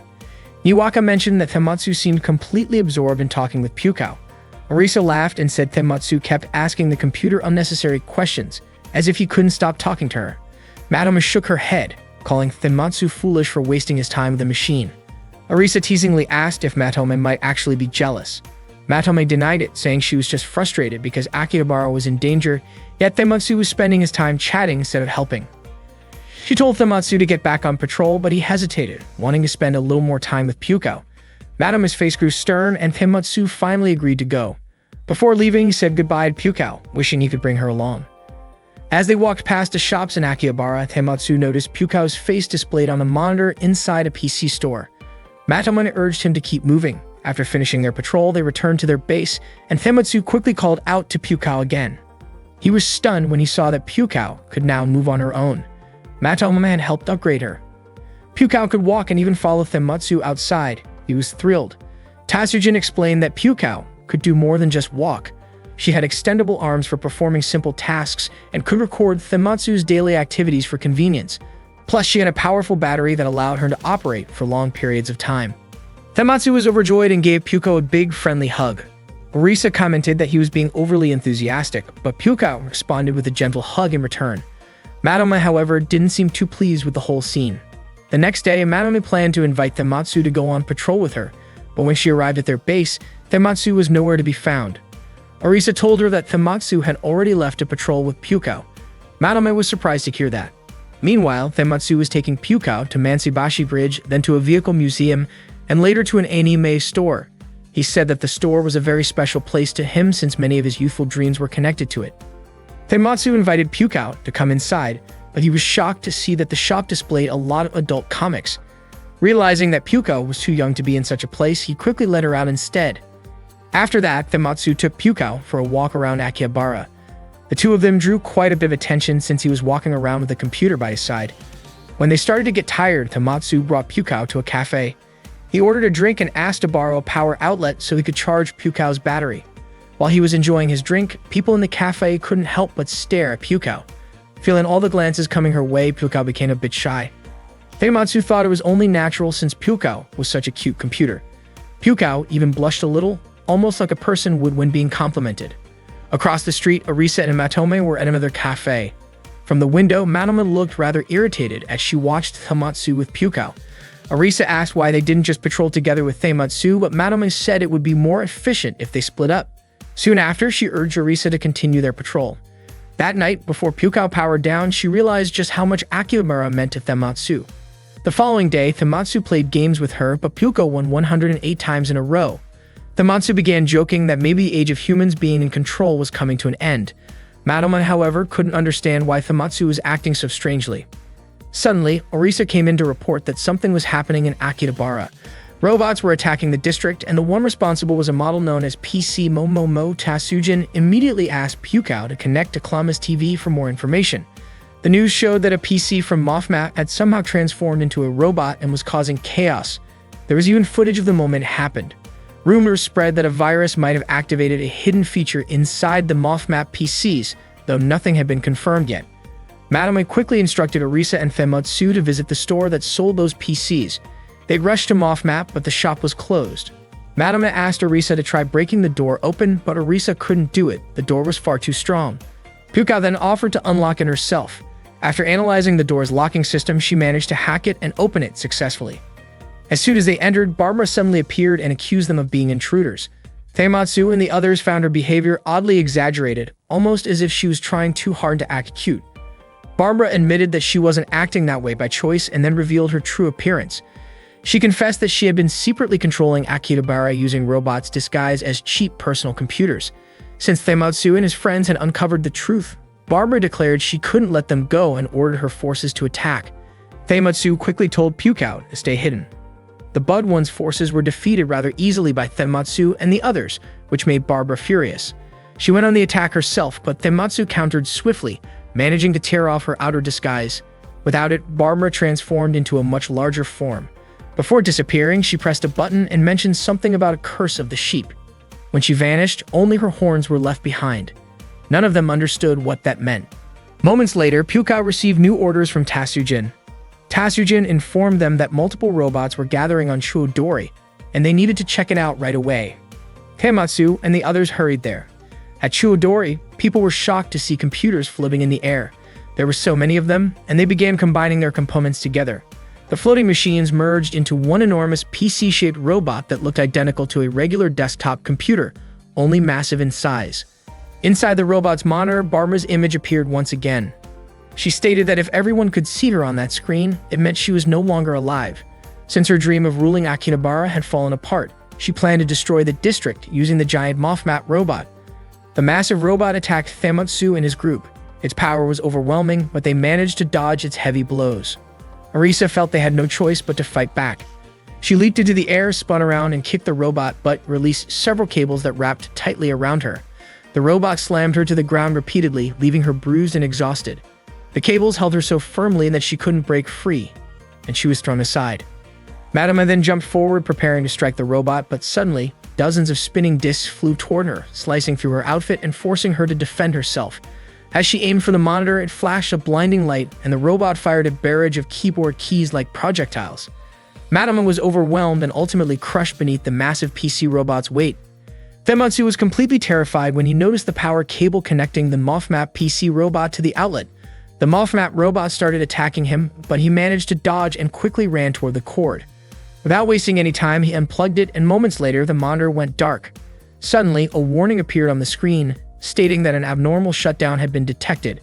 To protect personal data and delete inappropriate files, the MOFMAP PC robot would initiate a self-destruction sequence that could cause damage within a 5-kilometer radius. Tematsu, Madame, and Arisa screamed in panic as a 100-second countdown to detonation began. The group was overwhelmed with fear. Hearing this, Pukao disconnected her charging cable and began moving toward the MOFMAP PC robot. Tematsu had no idea what she was planning to do. Then, Pukao pushed her output to maximum and lifted the MOFMAP PC robot into the air. Tematsu shouted for her to stop, but she continued to rise higher, carrying the robot away from Akihabara. Pukao had learned that Akihabara was a precious place for Tematsu. As she ascended far above the ground, the countdown reached 0, and the MOFMAP PC robot exploded with immense force. Tematsu cried out her name in despair. After the explosion, Tematsu isolated himself on a rooftop, mourning the loss of Pukao. A little while later, Tatsujin approached him, saying that everyone was worried about him and urging him to come back. Tematsu said that Pukao had always prioritized long-term data storage, so he couldn't understand why she had done something so reckless. Tatsujin explained that it was precisely because of that reason, because she valued what mattered most. Tatsujin said that throughout history, Akihabara had constantly changed.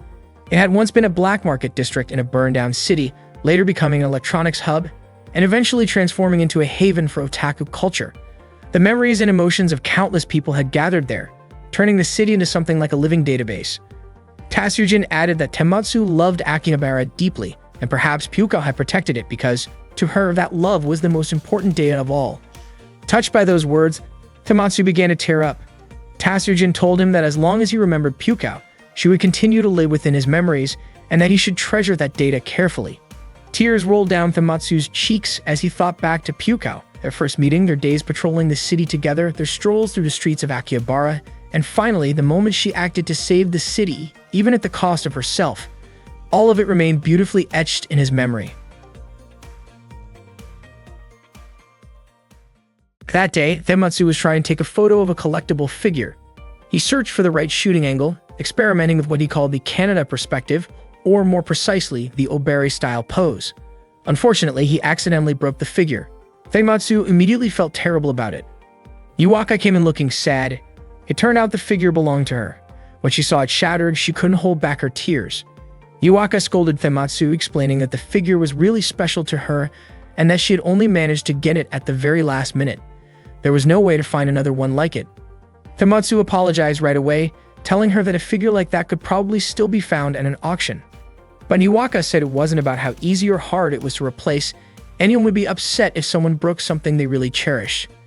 Instead of really listening, Tematsu got distracted by how good his photos turned out. That made Yuaka even more upset.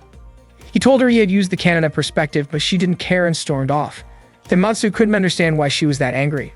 Madame and Arisa both understood Yuaka's reaction. They said it made sense because that figure must have meant a lot to her. Feeling guilty, Tematsu decided to look for the same figure at an auction. Madame wasn't sure Yuaka would forgive him, even if he managed to replace it. Unexpectedly, someone placed a huge bid on the figure. The price was far higher than Tematsu had imagined. He was shocked, especially since he didn't have any money at all at that moment. To fix things, Tematsu went to an agency to look for a short-term job. Koga was surprised to see how eager he was to work. She'd offered him a part-time position at a bar that paid quite well, 1,500 yen an hour. Tematsu immediately became interested in the offer. He then went to the office and had an interview with the CEO on the third floor, a man named Suthamu. When they met, Tematsu said he applied because he was curious about how the bar operated, especially its service style and staff management. He also mentioned that he lived nearby. Suthamu playfully commented that the high pay might be a better reason than service or management. Tematsu smiled, realizing that maybe his motivation for money wasn't entirely right. Suthamu explained that his bar hired almost anyone, except those who were truly unfit for the job.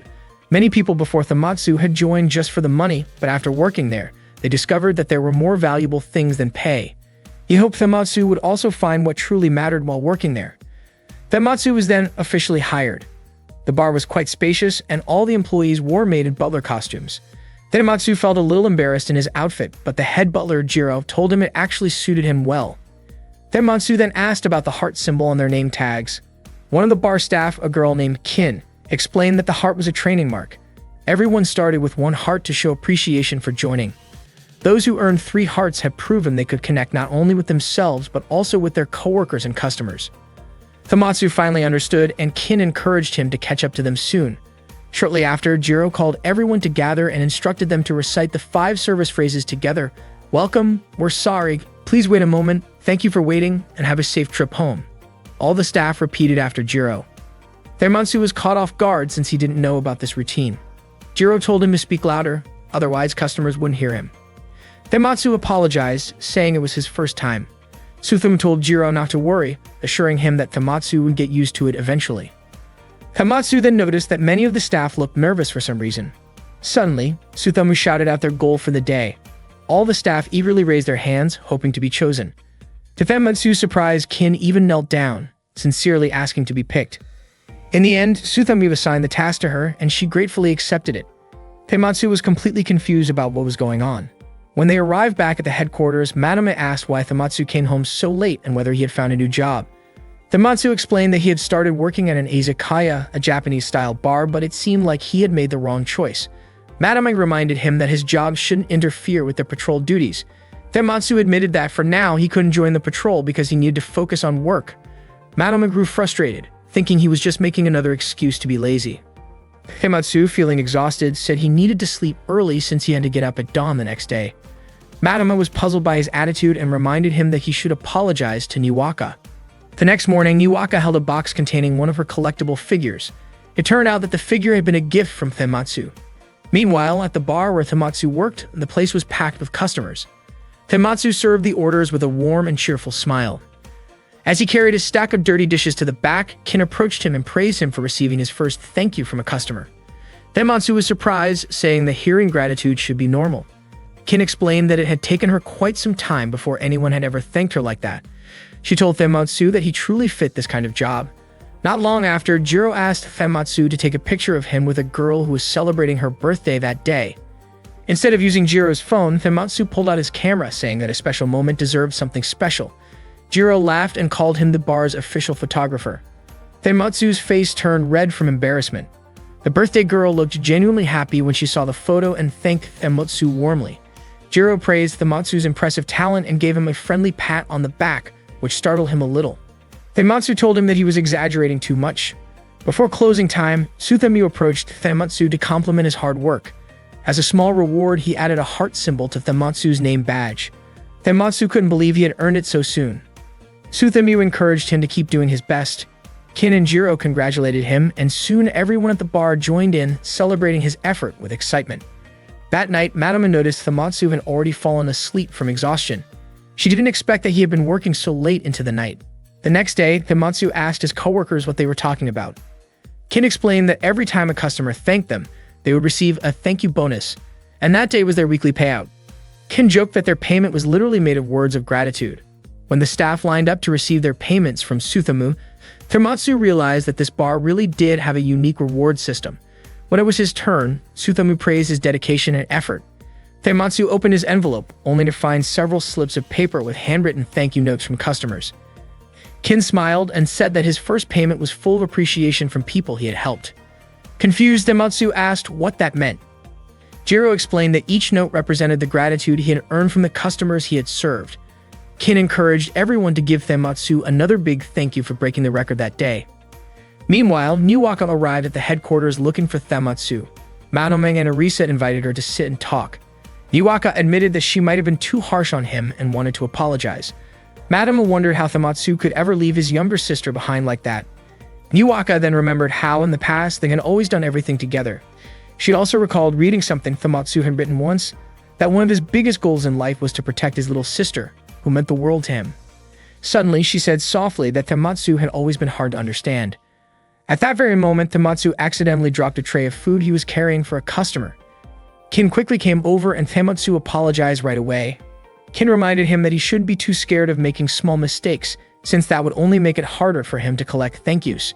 She noticed how anxious he looked, even though he had seemed so bright when he received his first words of appreciation. Tematsu confessed that he didn't really know what his purpose for working there was anymore. He looked confused and uncertain. Kin reassured him that everyone started somewhere, and she believed he would find his reason soon enough, through all the gratitude he would continue to receive. She gently put a hand on his shoulder, telling him that they would keep working together to collect as many thank yous as possible. Moved by her kindness, Tematsu teared up. Jiro and the others came over to encourage him too. Tematsu promised he would stand back up and do his best again. Watching the scene, Suthamu smiled quietly, feeling proud to see Tematsu surrounded by such supportive friends. That day, Koga was surprised to see Tematsu handing out thank you flyers to people on the street. His enthusiasm burned brighter than ever as he carried out his duties, even volunteering to help with the kitchen work. When Jiro brought up Tematsu's schedule, Tematsu cheerfully said he wanted to work every single day. It had been a full week since Tematsu last returned to their base. Madome and Niwaka couldn't figure out what he had been doing all this time. Then suddenly, Orisa burst in, shouting that something serious had happened. She showed them a magazine that had published an article about Tematsu, something that put him in danger. Without wasting a moment, Niwaka, Madome, and Orisa hurried to the bar where Tematsu worked. None of them expected to see how different Tematsu looked when he greeted them. Madame asked Tematsu to quit his job while Orisa said that he was heading down a path with no return. Tematsu replied that the bar was the best workplace he had ever been in, and that his dream there was to collect as many thank yous as possible. The others were confused by what he meant. Niwaka walked up to him and in frustration slapped him hard. She wanted him to wake up and realize what he was doing. She even picked up Madame's staff and hit him lightly, still trying to bring him back to his senses.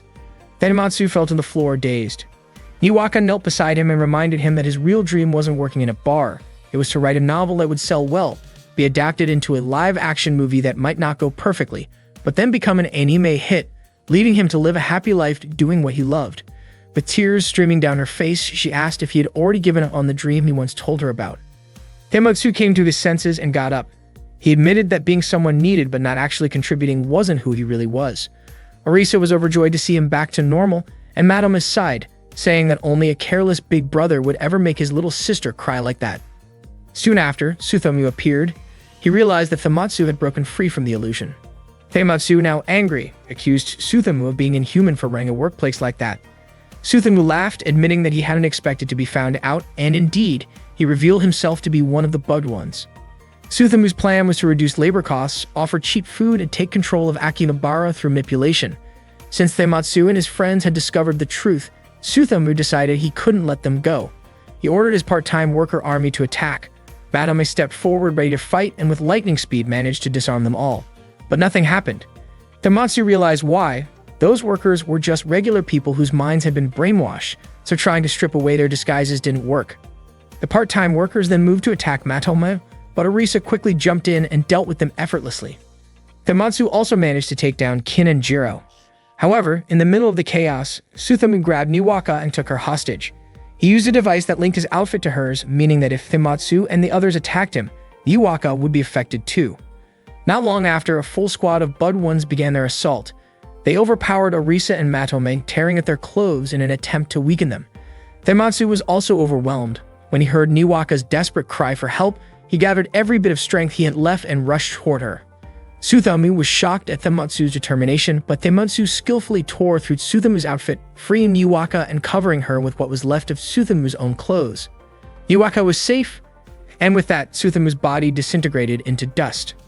Tematsu let out a deep breath of relief, glad they could head home before sunset. Matome, Orisa, and Niwaka changed into the maid outfits from the bar. Niwaka apologized to Tematsu for the harsh words she'd said earlier, and Tematsu also apologized for breaking something precious of hers. As a gesture of apology, he handed her a small collectible figure. Deeply moved, Niwaka hugged her brother tightly, saying that the figure he gave her had become something truly precious, and that she would take good care of it. She thanked him with a smile, but the moment Tematsu heard the words, "Thank you," he froze. Traumatized from his recent experiences, he suddenly ran off, shouting for Niwaka not to say those words again. One day, Tematsu went out with Orisa, Madame, and Niwaka to buy a rice cooker. Taimatsu said he was happy because his parents had sent him ingredients like rice, but he hadn't realized that the place they were staying in didn't actually have a rice cooker. Orisa guessed that Madome probably never cooked at all, especially since Taimatsu also knew that Madome ate 5 times more than everyone else. Madame admitted that she was indeed an expert when it came to eating, but she also blamed Taimatsu for never cooking. Taimatsu replied that just because he didn't cook didn't mean he couldn't. Suddenly, Iwaka shouted and told Taimatsu never to cook again. Orisa was convinced that there must be something about Taimatsu's cooking that would make him unnecessarily wasteful. Iwaka explained that once when Taimatsu tried to make curry, he chose his ingredients carefully, mixed his own spices, and then boiled the soup for 3 days and 3 nights. He even separated every grain of rice one by one, which made the whole process take about a week. Orisa then mentioned that she was actually very skilled at making curry. As they continued walking, they passed by a store where a crowd had gathered. They noticed a man walking by with a large stack of boxes balanced on his head. Both Madame and Taimatsu were surprised that someone could carry such a heavy load that way. Then Orisa suddenly said that the man was her teacher. Later, when they reached a shopping mall, Taimatsu asked Orisa if she really knew that person. Madame was also confused since the man hadn't reacted at all when they passed him. Orisa explained that the man was her kung fu master back when she trained martial arts in China. That's when Taimatsu and Madome finally realized that Orisa had actually practiced kung fu, which made sense given how strong she was. Orisa described her kung fu training as extremely tough, but said it was one of the most valuable experiences of her life, especially because all she had done before that was study. 10 years ago, Orisa had graduated from an elite university in the United States, and afterward, she started traveling to find what she truly wanted to do in life. Both Taimatsu and Madome were surprised to learn that Orisa was actually a college graduate. Orisa said she believed she could discover something special if she broadened her horizons, so she traveled around the world to see and learn new things. She perfected her curry recipe in India, learned about English humor in England, and mastered her wild instincts in Africa. Iwaka was amazed to hear that Orisa had been to so many different places. Orisa went on to say that during her travels, she met her master, a man everyone called Shisho. She trained kung fu under him for a full year. Shisho didn't just train her body, he also taught her how to strengthen her mind. He was always there for her during hard times and moments of happiness. After Orisa had mastered kung fu, she decided to go to Japan to study Otaku culture. That was when Taimatsu finally understood why Orisa had come to Japan. He had always thought she was just a strange person who suddenly appeared one day. Iwaka then wondered why Shisho was in Japan at that moment. Orisa explained that Shisho had once mentioned wanting to bring his entire family to Japan. When they arrived at the home goods store, they were surprised to find that there were no rice cookers left on the shelves. The store owner told them that all the rice cookers had been sold out earlier that day. Not long after, they saw a pile of boxes start to move. It turned out to be Shisho, who had bought every single rice cooker in the store. Taimatsu approached him to talk, but Shisho completely ignored him and kept walking. Orisa stepped in front of him and greeted him. A moment later, a woman walked up to Shisho. Taimatsu was briefly captivated by her appearance. Orisa asked who the woman was and whether she knew Shisho. The woman introduced herself as Diva Riza and said she was Shisho's producer. Orisa immediately recognized the name. Diva Riza was known as a mysterious promoter who had suddenly appeared in the world of martial arts. She had quickly gained influence by supporting fighters not only behind the scenes but also by stepping into the ring herself and winning. Madame was curious about what Diva Riza wanted from Shisho. It turned out that Diva Riza was using him as part of her plan to take over Akihabara. Madame was shocked to realize that buying out all those goods was actually part of that plan. Diva Riza had been purchasing items at low prices as a foreign buyer and then reselling them to Japanese customers at full price, intentionally confusing the retail market. Her goal was to dominate Akihabara amid the chaos she created. Taimatsu was extremely annoyed with Diva Riza's attitude, and he was convinced that she must be one of the bugged ones. Diva Riza didn't deny it. She revealed her true hair color, and to everyone's surprise, Shisho had already become a bugged one as well. Diva Riza introduced Shisho as her loyal servant, the one who would even buy her a rice cooker whenever she asked. Orisa was shocked that Shisho could be controlled so easily. Diva Riza claimed that Taimatsu and his friends were just getting in the way of her plans. She ordered Shisho to take care of them. Madame could sense that the Kung Fu master was incredibly strong. Taimatsu prepared to face him, but Orisa stepped forward first, determined to bring Shisho back to his senses. However, since he was already under Diva Riza's control, Shisho immediately attacked her. Orisa was thrown back by Shisho's powerful strike, and Taimatsu caught her before she hit the ground. Shisho then attacked Madome, tossing her into a washing machine. Taimatsu tried hitting Shisho with an oven, but the Kung Fu master easily countered him. Shisho went on to tie up both Niwaka and Thematsu. Just as he was about to hurt Thematsu, Orisa intervened, declaring that she would fight him herself. Both of them were ready to battle when suddenly, a store clerk interrupted, asking them not to fight inside the shop because it would cause trouble for other customers. Realizing they were being a nuisance, everyone apologized and quickly stepped outside. Outside, they continued their conversation. Thematsu realized that they shouldn't inconvenience others if they wanted to maintain peace and order in Akihabara. Orisa, however, didn't want their fight to end so easily. She announced that she had already prepared a perfect place for two skilled martial artists to settle things. Orisa declared that she was opening the Grand Akihabara tournament. Thematsu and the others were completely shocked by her announcement. The next day, the Grand Akihabara tournament began. The huge crowd gathered to watch the matches. The event was hosted by Cage and Masato, who were surprised that someone had managed to organize such a massive tournament in Akihabara. The first fighter was introduced, a Kung Fu world champion from Hunan, China, Shisho. He entered the ring with a fierce and confident aura, styled like a demonic panda. He looked undeniably cool, and the audience cheered loudly for him. Once he reached the center of the ring, Shisho struck an intense pose that sent the crowd into a frenzy. Orisa stepped into the ring and proudly declared that she was the one who brought Shisho to help her seize control of Akihabara. She began criticizing the civic organization that protected the area, claiming they had no legal authority and only operated under unwritten rules. Hearing this, Tsudubashi and his allies were visibly irritated. Orisa was confident that Shisho would win and humiliate the civic organization in front of everyone. Not long after, Orisa appeared as Shisho's opponent. She represented the civic organization and was a member of Electric Mayonnaise. Orisa came with one goal: to defeat Orisa by facing Shisho in battle. She leaped into the ring, still hoping that Shisho could break free from Orisa's control. The crowd soon realized that Orisa was actually Shisho's student, turning the match into a teacher versus student showdown. It was a no-rules fight, and since no one knew what Orisa might be planning behind the scenes, Orisa had to stay alert at all times. Orisa and Shisho clashed, pushing each other back and forth. It seemed that Orisa had the upper hand in strength, but suddenly Shisho grabbed her and threw her toward the ropes. Just as she got close, Orisa struck Orisa on the head with a chair. Thematsu shouted that it was an unfair move, but Orisa didn't care. She tossed the chair at the referee, knocking him out cold. The chair landed near Shisho, and Orisa ordered him to use it against Orisa. Shisho hesitated and shook his head. In response, Orisa threatened him by projecting a video of his family, making it clear she would harm them if he disobeyed.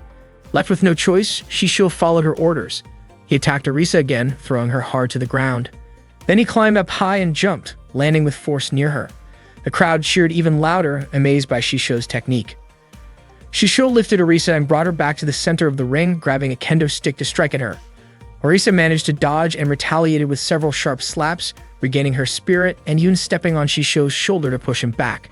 While Orisa was fighting with all her strength, Orisa suddenly displayed a video showing Matome and Niwaka being held hostage by the Bud Ones. Niwaka cried out for help, calling Thematsu's name. Both Orisa and Thematsu were stunned by the scene, and the crowd gasped. No one expected Orisa to resort to such deceitful tactics. Orisa let her guard down, giving Shisho the chance to throw her to the ground and pin her down. Orisa told Orisa that she should just give up. Things got worse when Shisho tightened his hold, pressing Orisa down with full strength. Orisa felt the pain but swore that she would take her revenge. Meanwhile, Thematsu ran off to take care of something. Shisho then placed Orisa's body on top of a stack of tables. He climbed up high, preparing to leap down. If his attack hit successfully, the match could have ended right there. Not long after, Thematsu drove toward the hostage location. Several Bud Ones tried to block his path, but he pushed through them and kept going. Once he arrived, he immediately rescued Matome and Niwaka. Orisa started to panic as the situation turned against her. Back in the ring, Shisho jumped from above, but Orisa quickly got back on her feet, caught him in midair, and threw him down hard. Both of them fell to the ground, exhausted. Orisa rushed to wake Shisho up and demanded that he finish Orisa off using his sword. Shisho hesitated, and Orisa angrily slapped him. Unexpectedly, Shisho turned against her. He struck Orisa, sending her tumbling backward. He declared that his martial arts never taught him to act in such a cowardly way. It seemed that Shisho had finally broken free from Orisa's control, maybe because of the impact from his earlier fall, or perhaps because of her slap. Either way, he lifted Orisa and threw her aside. Orisa was shocked by what she saw. Shisho told her that their fight wasn't over yet. The two of them then fought again, this time fairly. They exchanged powerful moves, each using their own signature techniques. In the end, Orisa managed to land a solid kick just before Shisho could strike her. He fell to the center of the ring. Arisa then spun around, gathering her energy to unleash her special move, Lovely Final, the end of attack. With one strong punch to his chest, she defeated Shisho, bringing him back to his senses. The referee regained consciousness and declared Arisa the winner. But before she could celebrate, Diva Risa suddenly struck her from behind, knocking her down. Arisa, exhausted from the battle, could barely fight back as Diva Risa continued to attack. Diva Risa was furious that Arisa had ruined her plan to sell her special rice cookers for profit. Just then, Feimatsu appeared and shouted that Akihabara belonged to everyone, and he would never let Diva Risa cause chaos again. He jumped into the ring, ready to fight alongside Arisa. Together, Feimatsu and Arisa confronted Diva Risa head-on. They managed to overwhelm her, forcing her to retreat and admit defeat. After the battle, Shisho apologized to Arisa for all the damage caused to Akihabara. Arisa forgave him, saying she was just glad that his family was safe. Shisho couldn't believe he had been manipulated by Diva Risa and admitted he still had much to learn. He even invited Arisa to train with him sometime. Feimatsu then addressed the audience, declaring that the city would always be protected by their community organization. Arisa promised to keep defending the peace of Akihabara. Finally, Feimatsu and his friends raised their glasses in a cheerful toast to the city's peace, while the crowd cheered loudly, chanting the name of their beloved team, Electric Mayonnaise. Cards have existed since the very beginning of the universe. Legend says that even in ancient times, humans arranged 40 cards into a single deck to face their opponents in fierce battles. The long history of those competitions eventually reached its peak with the ultimate card game known as Battle Creatures. In this world, even the US presidential election, the breakup of idol groups, and the early shipment of anime CDs were decided through Battle Creatures matches. In other words, whoever ruled Battle Creatures ruled the world. And so players everywhere dove headfirst into a sea of turbulent card battles. That day, Arisa was live streaming from her base. She was about to open booster packs from the final Battle Creatures expansion, Evolution of Nerds. When she opened the first pack, she didn't find any rare cards, but she brushed it off, thinking it was just the beginning. She kept opening pack after pack, but not a single rare card showed up. Arisa's face grew tense as she ripped open the rest, hoping luck would finally turn in her favor. When she reached the very last pack, she crossed her fingers and opened it, but again, nothing. A short while later, Feimatsu came back to the base and was shocked to find Arisa lying on the floor as if her energy had completely drained away. Arisa explained everything that had happened. Feimatsu couldn't believe she was that upset over the cards. Arisa sighed, saying it felt like the goddess of cards had abandoned her. Then Feimatsu noticed there was still one unopened pack on the table. When he opened it, a dazzling rare card appeared inside. Arisa gasped. It was the first ultra-legendary card seen in 30 years. She looked at Feimatsu in awe, saying it must be fate, that maybe he was destined to become a true Battle Creatures player. Feimatsu was completely stunned by her words. The next day, Feimatsu sat in a cafe, carefully organizing his deck. He looked unusually serious. Before long, Kage-san walked in and asked if Feimatsu had gotten back into Battle Creatures. Feimatsu admitted he had played before but quit when the game's meta changed drastically a few years back. Curious, he asked if Cage used to play too. Cage grinned and said he once built a deck made entirely of banned cards and even beat every grade school kid in his neighborhood. Suddenly, a commotion broke out nearby. It seemed that members of the Chuodori community organization were arguing. The conflict had started between Miyumu and Tsurubeshi, but Shohei and Hijiri quickly stepped in, asking Tsurubeshi to calm down. Frustrated, Tsurubeshi made a rude comment toward Miyumu, which made her tear up.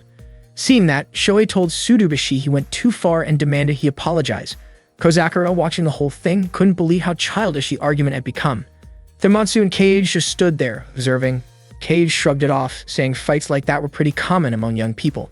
But it turned out they weren't the only group having problems. In another circle, Kanifan's friends were arguing over who got to go to the movies with her. Meanwhile, Tetsuko's friends were fighting over who could hang out with her next. And in yet another group, members of Sacred Angel's team were arguing because of a misunderstanding about who had disrespected Sacred Angel first. Things got so bad that the Chuodori community organization decided to disband altogether. Later, back at the base, Feimatsu told his friends about everything that happened. Madama couldn't believe how ridiculous the reasons behind the fights were. She guessed those people probably weren't very committed to their community activities to begin with. Hiwaka chimed in, saying she knew what was happening. It was something called a circle crusher. Madama asked if that was another term for Sakura, but Niwaka clarified that it wasn't. A circle crusher, she explained, is someone, usually a girl, who joins a mostly male group and unintentionally causes conflicts among the members. Feimatsu was baffled and asked where Niwaka even learned that kind of random information. Meanwhile, Arisa opened her laptop to tune into a live stream from Klama's TV. Masato, a host, reported that community groups that had long protected peace in Akihabara were now falling apart. According to him, these disbandments started right after several new girls joined their circles. Circle crushing, he said, came earlier than spring, and the storm is right here in Akihabara. Climate's TV promised to keep investigating the issue. Arisa thought that maybe some of the guys were simply not used to being around girls, and even small gestures of attention could make them overly excited or distracted. Madame found it strange that all this was happening at the same time across so many groups. Suddenly, Tasujin popped up from under the table, holding out a flyer. She suspected it might be the cause of all the trouble. The flyer was from something called Princess Company, encouraging community groups to recruit more female members. The message seemed suspicious, especially since it targeted only Akihabara-based organizations. Realizing something wasn't right, Himatsu urged everyone to start investigating. Himatsu, Arisa, and Matoma hurried to the location of Princess Company, only to realize that the building used to be the same bar where Himatsu once worked. When they entered, they were greeted warmly by a group of cheerful girls. Mayumi asked what kind of princess Himatsu was looking for, but Madame immediately said she wanted nothing to do with such a ridiculous business. Arisa jokingly remarked that their little circle was basically a harem, since Himatsu was the only guy among them. Not long after, the director of Princess Company appeared. His name was Iketeru. Himatsu immediately suspected that Iketeru might be one of the bud ones because of his odd hairstyle. But instead of being cautious, Arisa commented that Iketeru was actually quite handsome, and she even added that he made 30 million yen a year. Himatsu disagreed, saying a man's worth shouldn't be measured by his annual income, but by how much of it he's willing to spend on his hobbies. Madame was confused and a little frustrated that her friends were saying such foolish things. She was convinced that Iketeru was indeed a bud one. Iketeru was surprised they had already figured him out. He admitted that he had been using his team of girls to quietly eliminate troublemakers around Akihabara. He hadn't expected Himatsu and his friends to uncover his true identity so easily. Arisa warned that whenever something looked too perfect, there was always a hidden trap behind it. Realizing he'd been exposed, Iketeru ordered his group of girls to attack. However, Himatsu and his friends managed to disarm them swiftly without causing harm. Iketeru laughed, admitting that Electric Mayonnaise really had defeated many bud ones before. No wonder his team couldn't stop them. He then announced that it was time to show them his true power. Madame darted forward gracefully to attack, but to everyone's shock, Iketeru managed to block her staff and damage her outfit, slightly using nothing but a card. Embarrassed, Madame quickly tried to cover herself. Iketeru remarked that Electric Mayonnaise wasn't suited for close combat and that such messy fights lacked elegance. Instead, he proposed that they settle things through a card battle. Surprisingly, Himatsu seemed genuinely interested and accepted the challenge with enthusiasm. The next day, the battle creatures duel began. Iketeru explained that they would play under the animated rules, starting with 2,000 life points each. Himatsu agreed, saying that if they played with 4,000 points, the match might go on for 2 weeks straight.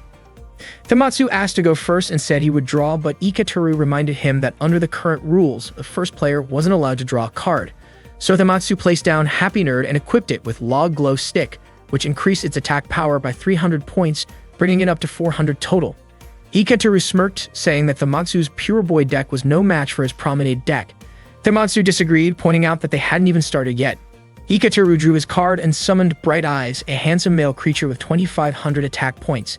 When Bright Eyes was summoned, it allowed him to call forth as many girls as he wanted from his deck. Himatsu immediately realized that Iketeru was indeed a top-tier player. Himatsu hesitated, trying to decide his next move.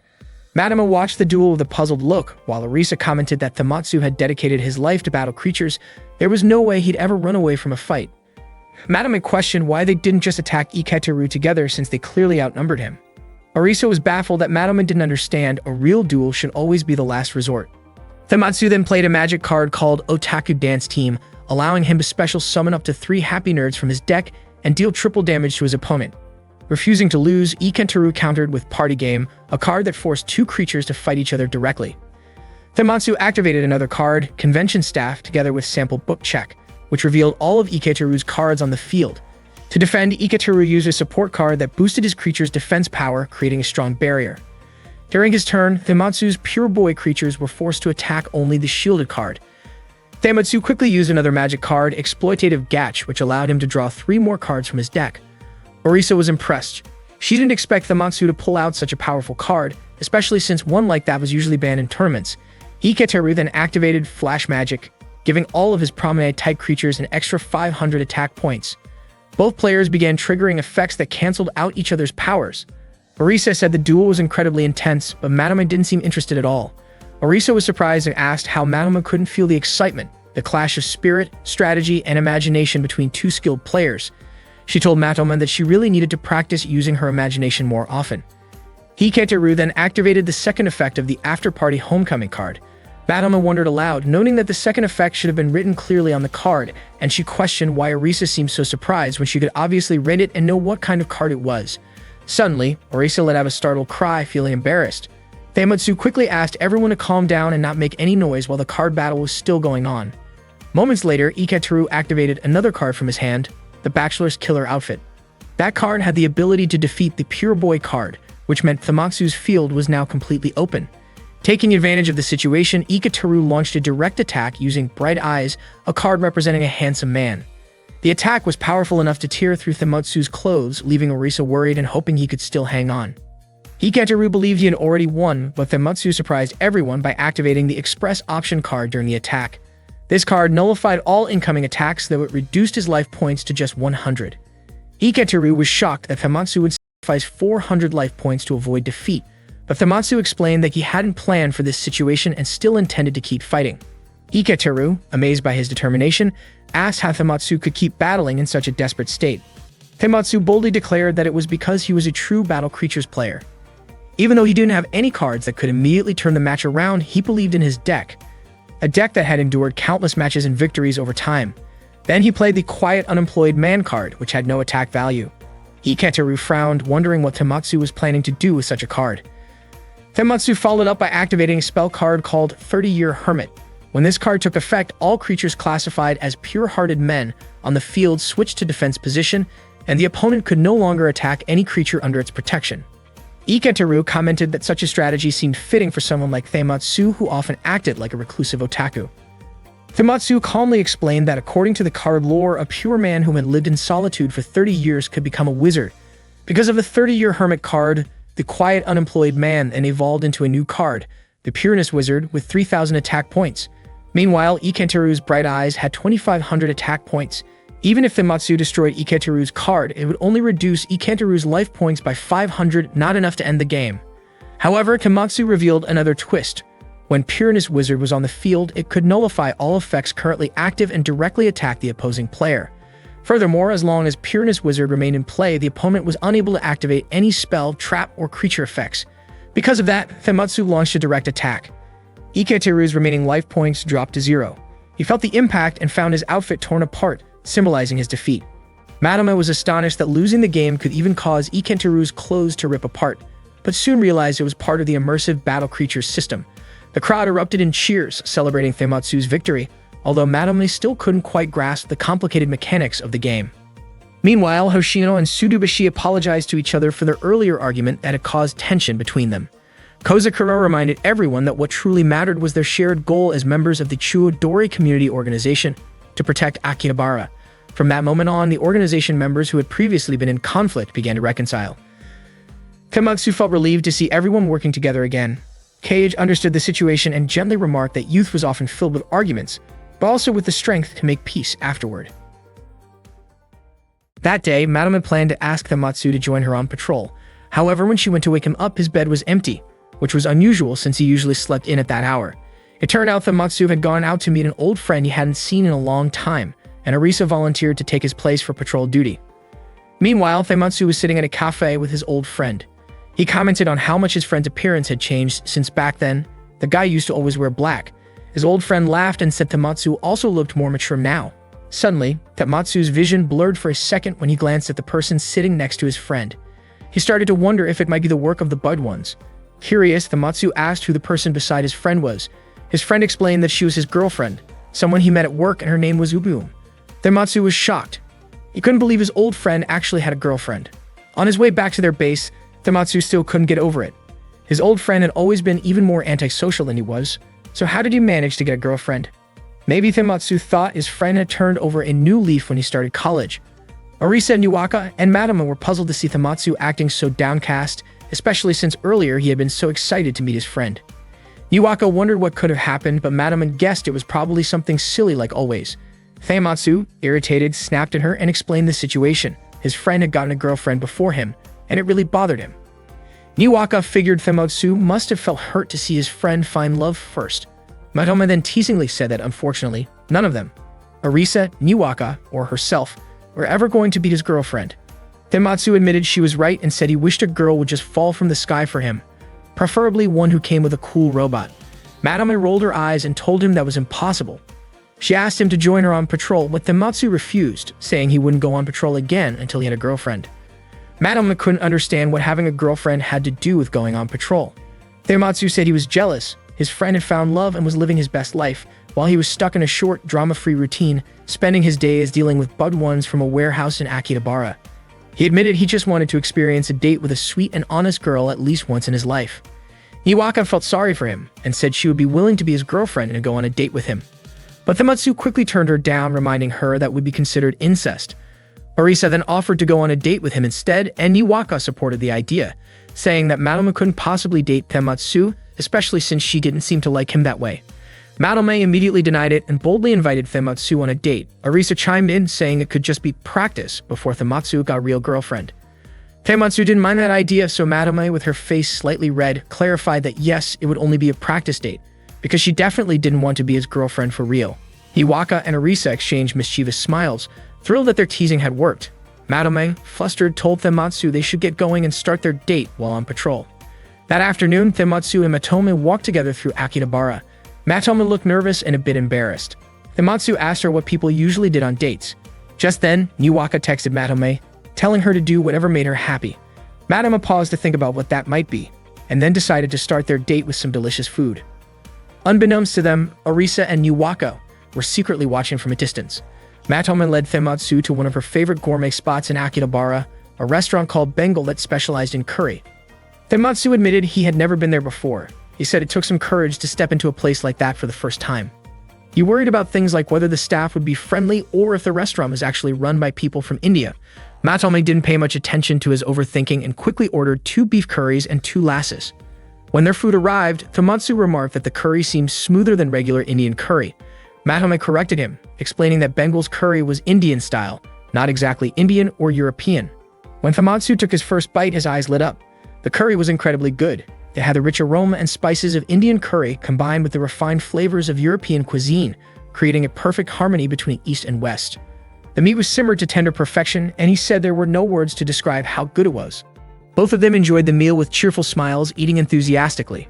Meanwhile, Orisa and Niwaka kept watching them through the restaurant window, quietly rooting for the pair. Tematsu also tried the lassi and said it tasted amazing. After finishing their meal, Madame stood up and told Tematsu it was time to head to their next destination. Madame invited Tematsu to Gansen, a well-known Chinese restaurant in Akihabara. The place had a wide variety of dishes, and those who followed their social media could stay updated on their special fried rice menus, including a limited edition beef tendon sauce fried rice that was only available once a week. Madame tried the fried rice right away, and her face lit up. It was incredibly delicious. Orisa and Niwaka also wanted to give it a try. Tematsu said the fried rice had a perfect texture, crispy yet soft, and the combination of beef tendon with the special sauce made it taste like something legendary. Madame's cheeks turned red from excitement as she enjoyed every bite. After that, they headed to Jiro's kitchen. Niwaka and Orisa were surprised to see them eating again.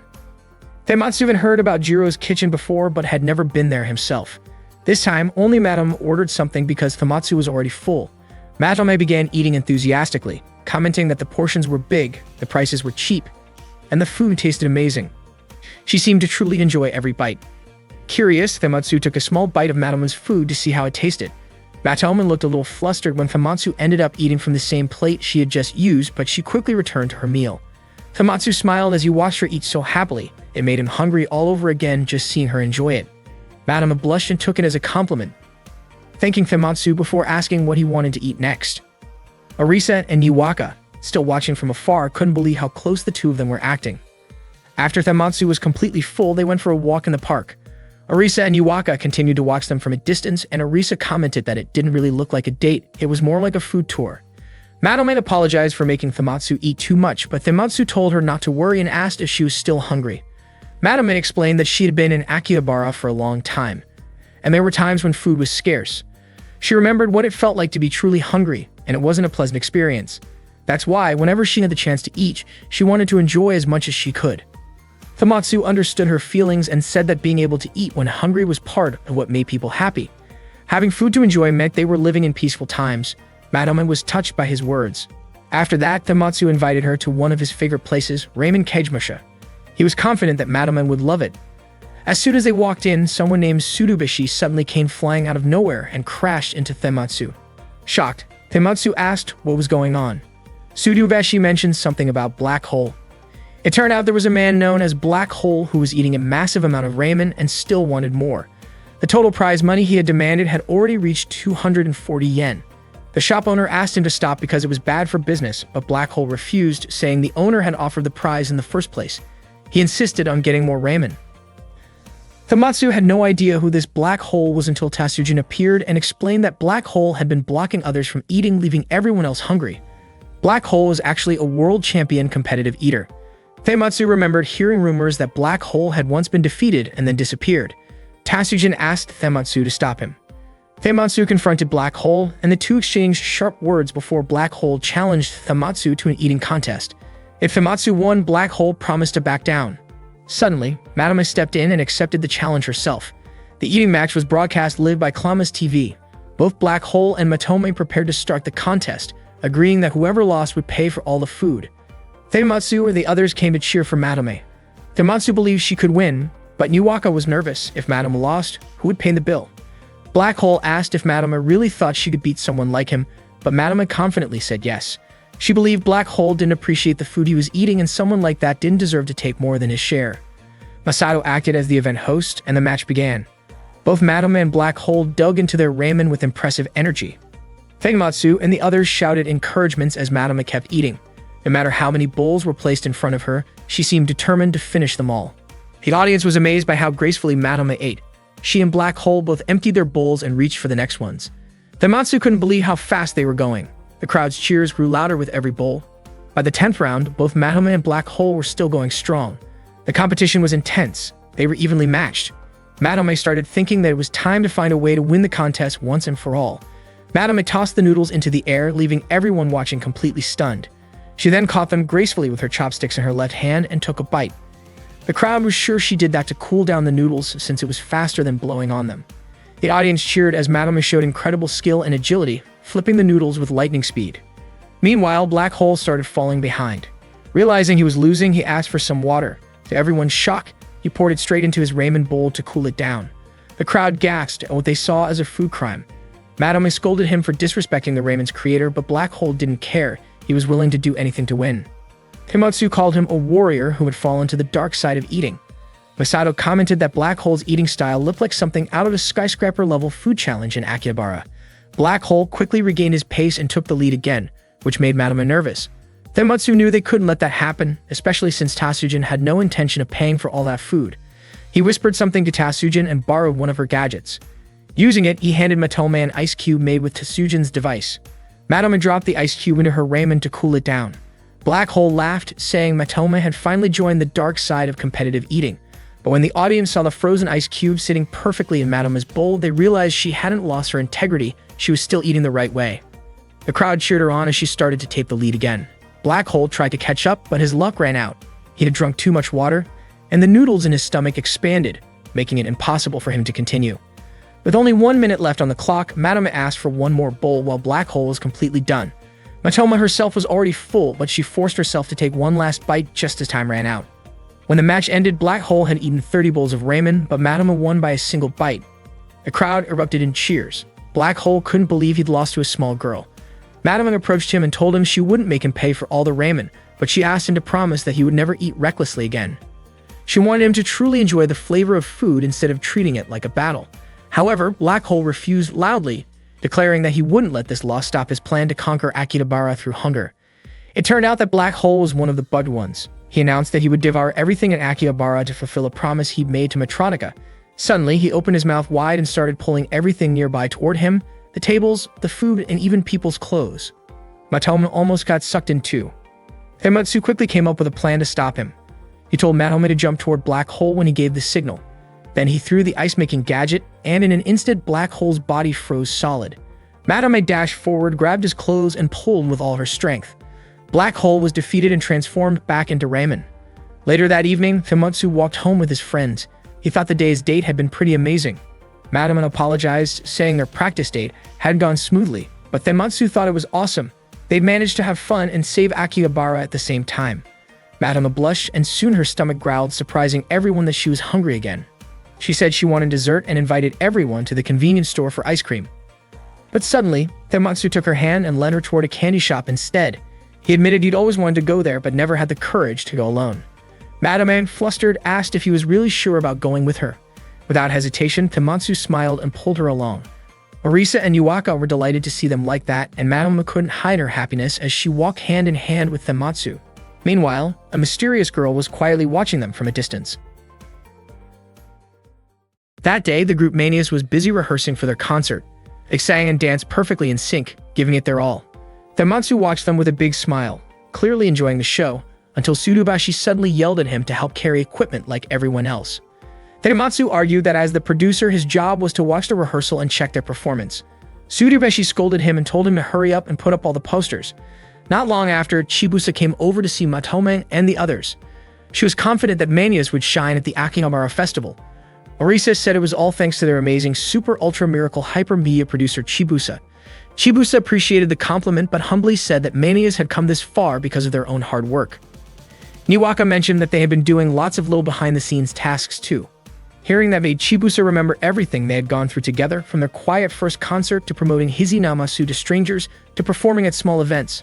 After so many challenges, Manias had finally reached this moment, the day they were about to rise like stars in the sky. Chibusa also complimented Matome, saying she sang as if she were in love. She then playfully wondered if Matome might actually like someone.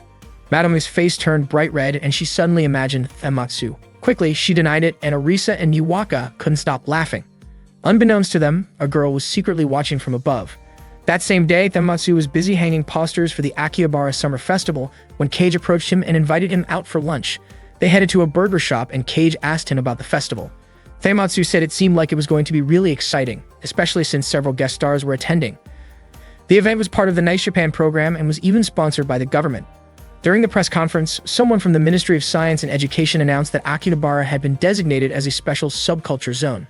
They had invited international artists who were passionate about Japanese culture to join the festival. At the same time, the government wanted to boost Japan's global image, and the Akihabara Festival was meant to strengthen that goal. Akihabara was known as the holy ground of many fandoms, and everyone was eager to enjoy the event. Cage commented that this summer really seemed to be powered by pure enthusiasm. Tematsu agreed, saying it was a once-in-a-lifetime opportunity, and that if he didn't give it his best, his pride as a man would be at stake. As part of the festival staff, he was also thrilled about the chance to get exclusive limited edition merchandise before anyone else. Cage admired Tematsu's passion. Meanwhile, the mysterious girl continued to quietly watch him from afar. The next morning, as a train conductor was heading to work, he noticed a crowd gathered by the roadside. When he checked it out, he saw a tree had been cut down and someone had left a piece of paper nearby. Later, when the owner of a furniture shop arrived at his store, he spotted a capsule toy lying on the floor. Assuming his intern was getting lazy and hadn't put it away properly, he went to pick it up, only to find the floor covered with dozens of capsule toys. Confused, he wondered who would go through the trouble of scattering them like that. On one of the toys, he found a small note that read, "Electric Mayonnaise." Meanwhile, a young boy bought an anime fan book at a local store. It was a new release by a well-known fan fiction writer called Type Question. But when he opened it outside, he was surprised to find the pages completely blank with only a slip of paper inside that said "Electric Mayonnaise." Around the same time, another man received a package containing a limited edition earphone figurine he had ordered online. When he opened the box, it too was empty, except for a single piece of paper that said "Electric Mayonnaise." Elsewhere, Tematsu was working with Manias, helping them with their needs. Orisa asked him to bring her a drink, Niwaka asked for a massage, and Matome asked for food. Tematsu was confused about why, as the so-called producer, he ended up doing errands like a personal assistant. Not long after, several representatives from Akihabara's community organizations suddenly showed up. Tsurubashi looked furious at Tematsu, Matome, and Orisa. Without much explanation, they were taken away for a special trial held by the Chuodori community members. During the hearing, Tematsu asked what they had done wrong. Tsurubashi couldn't believe that people who were supposed to protect Akihabara were actually the ones causing trouble, especially right before the Akihabara festival. Tematsu still didn't understand how they were supposedly disturbing the peace. Orisa demanded that they stop making false accusations, but Shohei claimed he already had proof. Tsurubashi played a video showing a series of crimes allegedly committed by Electric Mayonnaise. The footage included the cutting of trees along Showadori, where a card had been found with a message stating that Electric Mayonnaise had removed the trees to clear the view for trained photographers. The next case involved stolen capsule toys with only the empty capsules left behind at the store. Again, a card marked with Electric Mayonnaise was found at the scene. Other strange incidents were also recorded. Fan fiction books bought from Tora no Anna had turned blank, collectible figures had been tampered with, and trading cards that came with potato chip packs had been stolen. There was more than enough evidence to make the situation look suspicious. Tematsu strongly denied the accusations, insisting that no matter how reckless he and his friends might seem, they would never commit such acts. Tsurubashi then revealed another piece of evidence, a video showing graffiti on the walls of Miyajinzaka Bridge. The faces of several people were visible on the security footage. Tematsu quickly rejected the claim, arguing that the people in the video didn't look like him or his team. Kozakura, Tsurubashi, and Shohei began to doubt the resemblance as well. Arisa firmly denied the allegations too, saying the photo didn't look like her at all. Unfortunately, everyone's attention turned to one figure in the image, a girl facing away from the camera who looks somewhat like Matome. Tsurubashi tapped her gavel, noting that there was a possibility Matome could be the suspect. Tematsu immediately objected. When Tsurubashi asked whether he had proof, Tematsu explained that Matome was always with him and the others during their activities, so it couldn't have been her. He also added that he trusted her completely. Matome's face turned slightly red after hearing that. Tsurubashi stated that unless Tematsu and his team could prove their innocence, the court session would continue to press charges. Tematsu gently patted Tsurubashi's head and promised to find the real culprit. He even tried to act cool about it to earn her confidence. Later, back at their base, the group gathered to discuss what had happened. Arisa asked what they should do to catch the true criminal. Tematsu turned to Tatsujin for advice. Tatsujin suggested that the culprit might be committing these unspoken acts from an otaku's point of view to damage Electric Mayonnaise's reputation. Iwakan proposed that they start by observing possible target locations, hoping to catch the culprit in action, though no one yet knew where the next incident might take place. Matome kept staring at the photo of the girl who looked like her. Arisa asked if Matome had any idea where the next target could be, but she couldn't come up with an answer. After thinking for a moment, Tematsu guessed that the next location could be the Akihabara festival site. That night, the real culprits, 3 of them, showed up near the Akihabara Station festival stage. They were dressed like Electric Mayonnaise members and started rummaging through the trash in the area. Before long, Tematsu and his friends spotted them and stepped out from behind the stage in a dramatic pose. Tematsu then predicted that the culprits would appear to interfere with fans who had been lining up overnight to buy limited edition goods that would be released the next day. Arisa explained that the imposters were trying to ruin Electric Mayonnaise's image as Akihabara's protectors so they could take control of the area themselves. Tematsu became certain that these people were Bud ones because of their malicious intentions. While confronting them, Tematsu accidentally tripped and scolded his teammates for not being able to support him properly. 2 of the imposters, who looked like Tematsu and Arisa, started attacking. Despite their bulky builds, their moves were easy to dodge. Arisa managed to block an incoming punch, spin around, and flip her opponent to the ground. Tematsu avoided a strike and then dashed forward to land a punch to his opponent's stomach, but unexpectedly his arm got stuck and he was thrown backward. Arisa tried to counterattack with a quick strike, but she got hit in the face and fell. Tematsu realized that this group of imposters was stronger than he had expected, though Arisa still believed they could win. Meanwhile, Matome was fighting against an opponent who looked just like her. The enemy wielded a sword while Matome only had a baseball bat. During their clash, the enemy's strike tore part of Matome's outfit, catching her off guard. At the same time, Tematsu and Arisa combined their efforts to defeat their own opponents. They leaped into action, pulling from behind to strip away the imposters' disguises. In an instant, the enemies' appearances changed and their bodies shrank back to normal. After defeating the enemies, Arisa and Tematsu immediately started searching for one last opponent. Just as the enemy, who looked exactly like Matome, was about to swing her sword toward Matome, Tematsu quickly blocked the attack using his baseball bat. Arisa arrived a moment later to surround the attacker, which made the mysterious girl choose to escape before her identity could be revealed. She threw down a smoke bomb and disappeared into the haze. Tematsu sighed in frustration, annoyed by such an old-fashioned trick. Arisa then asked how they could possibly clear Matome's name from the accusations, since they had failed to capture the girl who looked just like her. Suddenly, Tatsujin appeared and said that she had taken clear photos of the entire scene using her new invention, a night vision camera with incredibly sharp image quality. Tematsu was overjoyed, realizing Tatsujin might have just saved them from all the false charges. None of them realized that the Matome lookalike was still secretly watching from a nearby rooftop. The next day, Tematsu presented the photos as solid evidence that Electric Mayonnaise was innocent. Tsurubashi and the others felt deeply sorry and apologized for misunderstanding them. Tematsu was relieved that Tsurubashi and the others finally understood. He even extended his hand to Tsurubashi as a sign of reconciliation, putting their past misunderstanding behind them. Tsurubashi was surprised that Tematsu and his friends were so forgiving, despite having been wrongly accused. Grateful, he thanked Tematsu sincerely. Tematsu gently patted Tsurubashi's head and invited everyone to work together to make the Akihabara festival a huge success. The atmosphere lightened up, and everyone seemed genuinely happy to be united again. The following day, the long-awaited Akihabara festival finally began. The audience cheered excitedly as the event opened. Mayonnaise took the stage for the opening performance while Niwaka and her friends got ready backstage to sing. Tematsu stood proudly in the front row, eager to watch his friends perform. However, just as the group was about to start singing, the power on stage suddenly went out. A breaking news segment from Columbus TV appeared announcing that the Akihabara festival had been officially cancelled by Minister Kioi. Kioi explained that after the government reviewed the festival's content, they had decided it was not suitable to be part of a national project. Although the government had previously supported Akihabara's culture as part of the Nice Japan initiative, Kioi claimed that the real focus of government support was on global pop culture in the fields of wellness, film, and music. She went on to say that certain aspects of otaku culture could negatively influence society and therefore the government would begin enforcing special regulations, including restrictions in the Akihabara area. Masato was shocked. Not only had the festival been cancelled, but Akihabara itself was now facing restrictions. He thought the decision was far too extreme, but Fukame calmly said that this was only the beginning and that their real battle had just started. Once the new rule took effect, all festival posters were removed and the festival stage was dismantled. Tematsu couldn't believe what was happening. A few moments later, Madama called him sounding worried. She told him about the imposter who resembled her. Tematsu grew anxious, fearing that the fake Matome might attack her again. Madama asked him to come to Mansubashi right away, but before she could finish speaking, the call was abruptly cut off.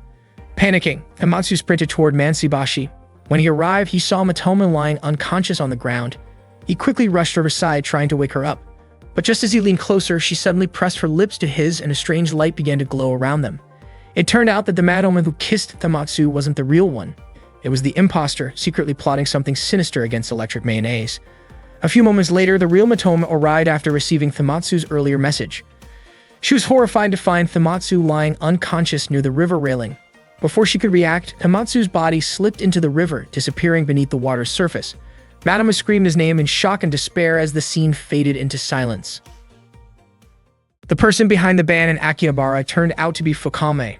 That day, Fukame and Masato visited the office of Prime Minister Kioi, bringing along a suitcase full of money to bribe her. Kioi was genuinely grateful to the Matrotica organization for all their help. She felt relieved that she could finally get rid of what she called the rotten otaku from Akihabara. Kioi mentioned that anime, manga, and games should be completely removed from Japan, not just from Akihabara. She seemed irritated by how otaku often criticized others online but then talked about individual freedom and discrimination whenever they became the target of criticism. Kioi said it was time to make Japan more disciplined and morally upright. Unfortunately for her, Fukame wasn't interested in that way of thinking. Kioi, however, looked pleased with the amount of money she received.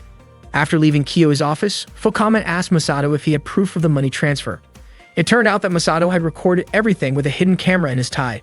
Fukame told him they needed to make the most out of Akihabara's ban and use it to tighten control over even more people. Not long after, a girl who looked a lot like Matome appeared beside Fukame. Her name was Orame, and Fukame gave her the next assignment. Meanwhile, Tematsu regained consciousness. Iwaka and the others were beyond relieved that he was still alive. Matoma hugged him tightly and cried, thinking she'd never see him again. Arisa was shocked to see that Tematsu's hair had gone back to normal. They went to a cafe where Madame urged Tematsu to eat a lot to help with his recovery. Momo brought him a drink made from Chinese snake garlic juice, believed to restore stamina. Tematsu noticed how the cafe seemed quieter than usual. Momo explained that it was because of the Akihabara ban. The cafe and many others were hit with administrative sanctions, causing a big drop in visitors. Tematsu was convinced this was the work of the Bud ones. Tatsujin pointed out that rules were still rules and the issue had already become a national concern. Arisa suspected that a larger force was behind all this. Tematsu refused to let the Bud ones do whatever they wanted in Akihabara and promised to uncover and defeat every last one of them. Suddenly, Madama told him he couldn't do that anymore. It turned out that Tematsu had returned to being an ordinary human, which meant he no longer had any superpowers. Arisa and Iwaka were both curious about how Tematsu's powers had suddenly disappeared. Madame explained that Tematsu had received divine energy that reversed her polarity, like trying to control two negatives at once. Tematsu then remembered what the fake version of Matoma had done to him. Arisa guessed it was like having a hard drive forcefully formatted. Madame told Tematsu that while he could no longer use his powers, he also wouldn't die from being exposed to sunlight anymore. She said he was free to leave Akihabara. There was no reason for him to stay. But Tematsu didn't want to leave so easily. He was worried about what might happen if the fake Matoma attacked again. Madame assured him that she would handle it herself. She added that Tematsu's current state would only slow them down. Frustrated, Tematsu demanded to have his powers back, arguing that if he had really been formatted, then he could be reinstalled too. Madame told him he should be happy to be human again, and that there was no need to go back. Tamatsu begged her to restore his powers, reminding her that he had always thought of them as friends. Arisa then said that the electric mayonnaise still had her and that she understood Tamatsu's worries. But in her opinion, Tamatsu should take it easy, enjoy his time doing household protection duties, and let her take over the mission of protecting Akihabara. Suddenly, a group of men in black suits entered the cafe. Arisa and the others became alert, ready to fight if necessary. But to their surprise, the men knelt down and begged Arisa to come back. They said they were ordered by Goldrich Diamond 13, the CEO of Shangri-La Thropy, to bring her home. Shangri-La Thropy, also known as Diamond, was one of the biggest conglomerates in America and considered a godlike figure in the business world. Everything Diamond did could affect global stock prices. Madame asked what they wanted with Arisa. Arisa explained that she had met Diamond while she was in America.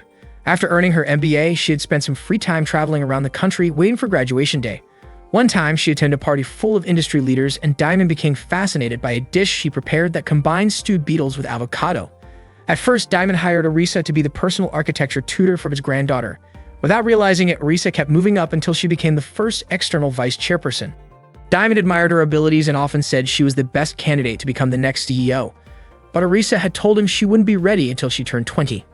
Now, Diamond's subordinates had sent an email explaining that Diamond was seriously ill and in critical condition. Arisa was shocked to hear that. The subordinates begged her to take the position because the global economy was in danger. That night, Arisa finally prepared to return to America.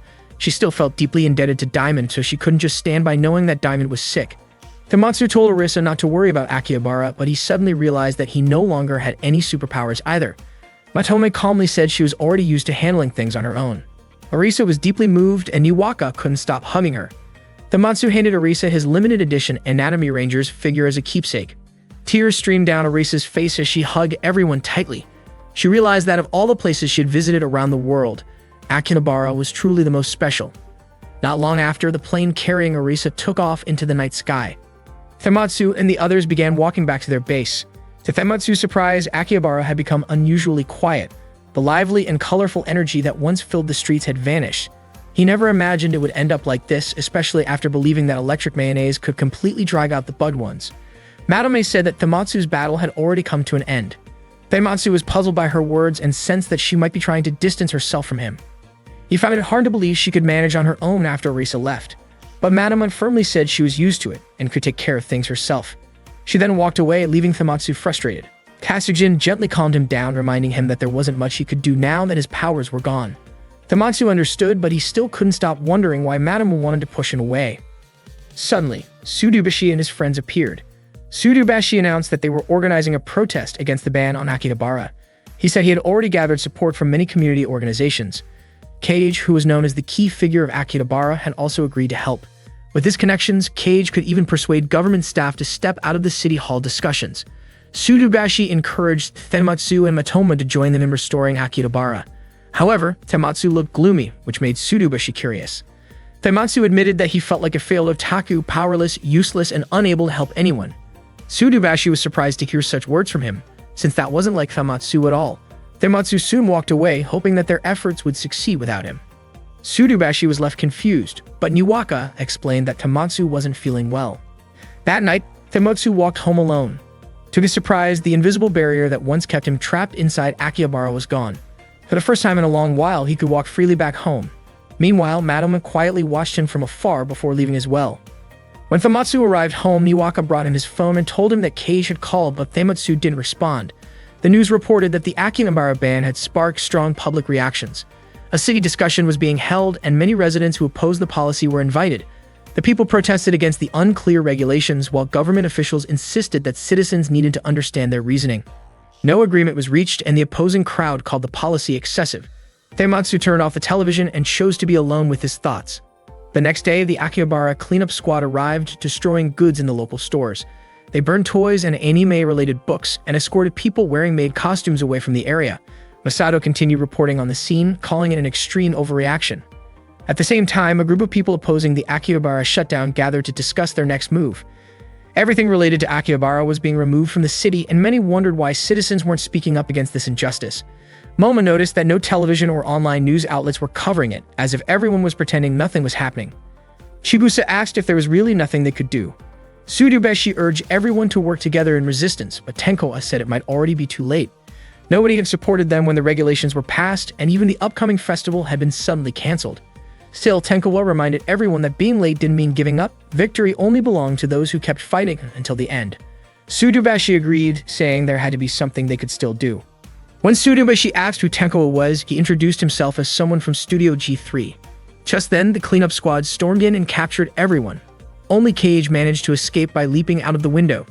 Meanwhile, Madama went up to the rooftop to face her lookalike, who turned out to be Orame. The two of them began to fight using their powers. At the same time, Niwaka was having trouble accessing the Akihabara website.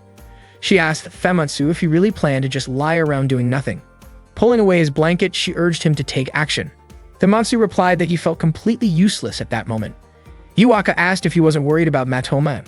When Famitsu didn't respond, she decided to go on her own to help Matoma.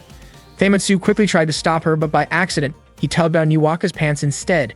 Embarrassed and angry, Niwaka hit him and called him a pervert. Soon after, the news on TV reported that all of Akihabara had been completely shut down. Famitsu happened to see footage of Matoma's ongoing battle and realized he had to go help her. On the rooftop, Orame called Matome a traitor for abandoning their grandmother. She revealed that Matoma's grandmother had enslaved humans, created the Bud Ones, and ruled Akihabara for centuries under the disguise of an organization called Matrotica. Through Matrotica, they manipulated human decision-makers to maintain so-called peace and order.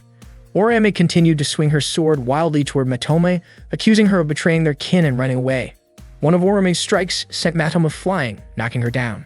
Orame, filled with anger, demanded to know why Matoma had betrayed their grandmother. Matome firmly stated that Akihabara didn't belong only to the Hazoku but to everyone. Orame, however, shouted that those everyone Matoma talked about were the very people who had broken their grandmother's heart. Their battle grew fiercer until Orame managed to shatter Matoma's staff and kicked her back hard. With tears in her eyes, Orame raised her sword again, confessing the pain she felt when she found out Matome had left the clan and how she had been forced to stay behind to protect their grandmother. Just as Orame was about to strike, Famitsu suddenly appeared and pushed her away, knocking her to the ground. Matome was shocked to see Famitsu there. Famitsu told her that he wouldn't run anymore. No matter what happened, he would fight alongside her. Matome refused, saying things weren't the same as before. She explained that Matrotica truly intended to erase them, and that their next enemy was far beyond anything they'd faced before.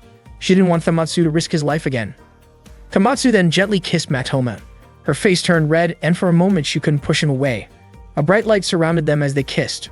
Orame rushed forward to attack Famitsu, but he quickly countered her moves, breaking her sword with a single strike and landing a solid hit that sent her reeling.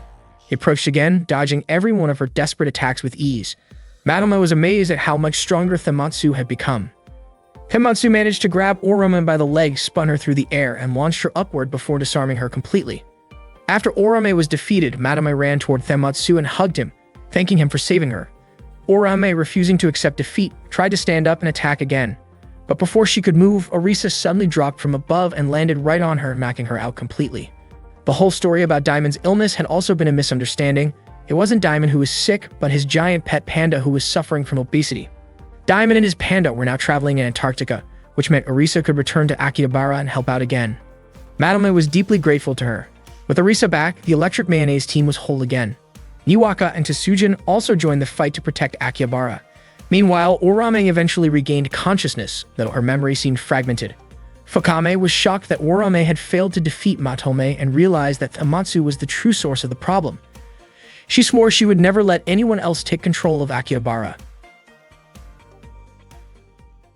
The Akihabara cleanup squad had taken Tsurubashi and the others to an execution site, but suddenly, Orisa appeared with Tsujin and Niwaka to rescue them.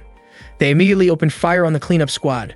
The crowd opposing the Akihabara band joined the fight, and soon after, everyone followed Orisa as she led them to safety. Tsurubashi was thrilled that Electric Mayonnaise had come to their aid. Orisa explained that at that moment, Famitsu and Matome were searching for the final boss. Meanwhile, Masato tried to escape from Akihabara, but Famitsu and Matome caught him in the act. Without hesitation, they overwhelmed Masato and questioned him. Masato confessed that he hadn't expected Matronica's members to become so reckless, and the chaos had started to scare him.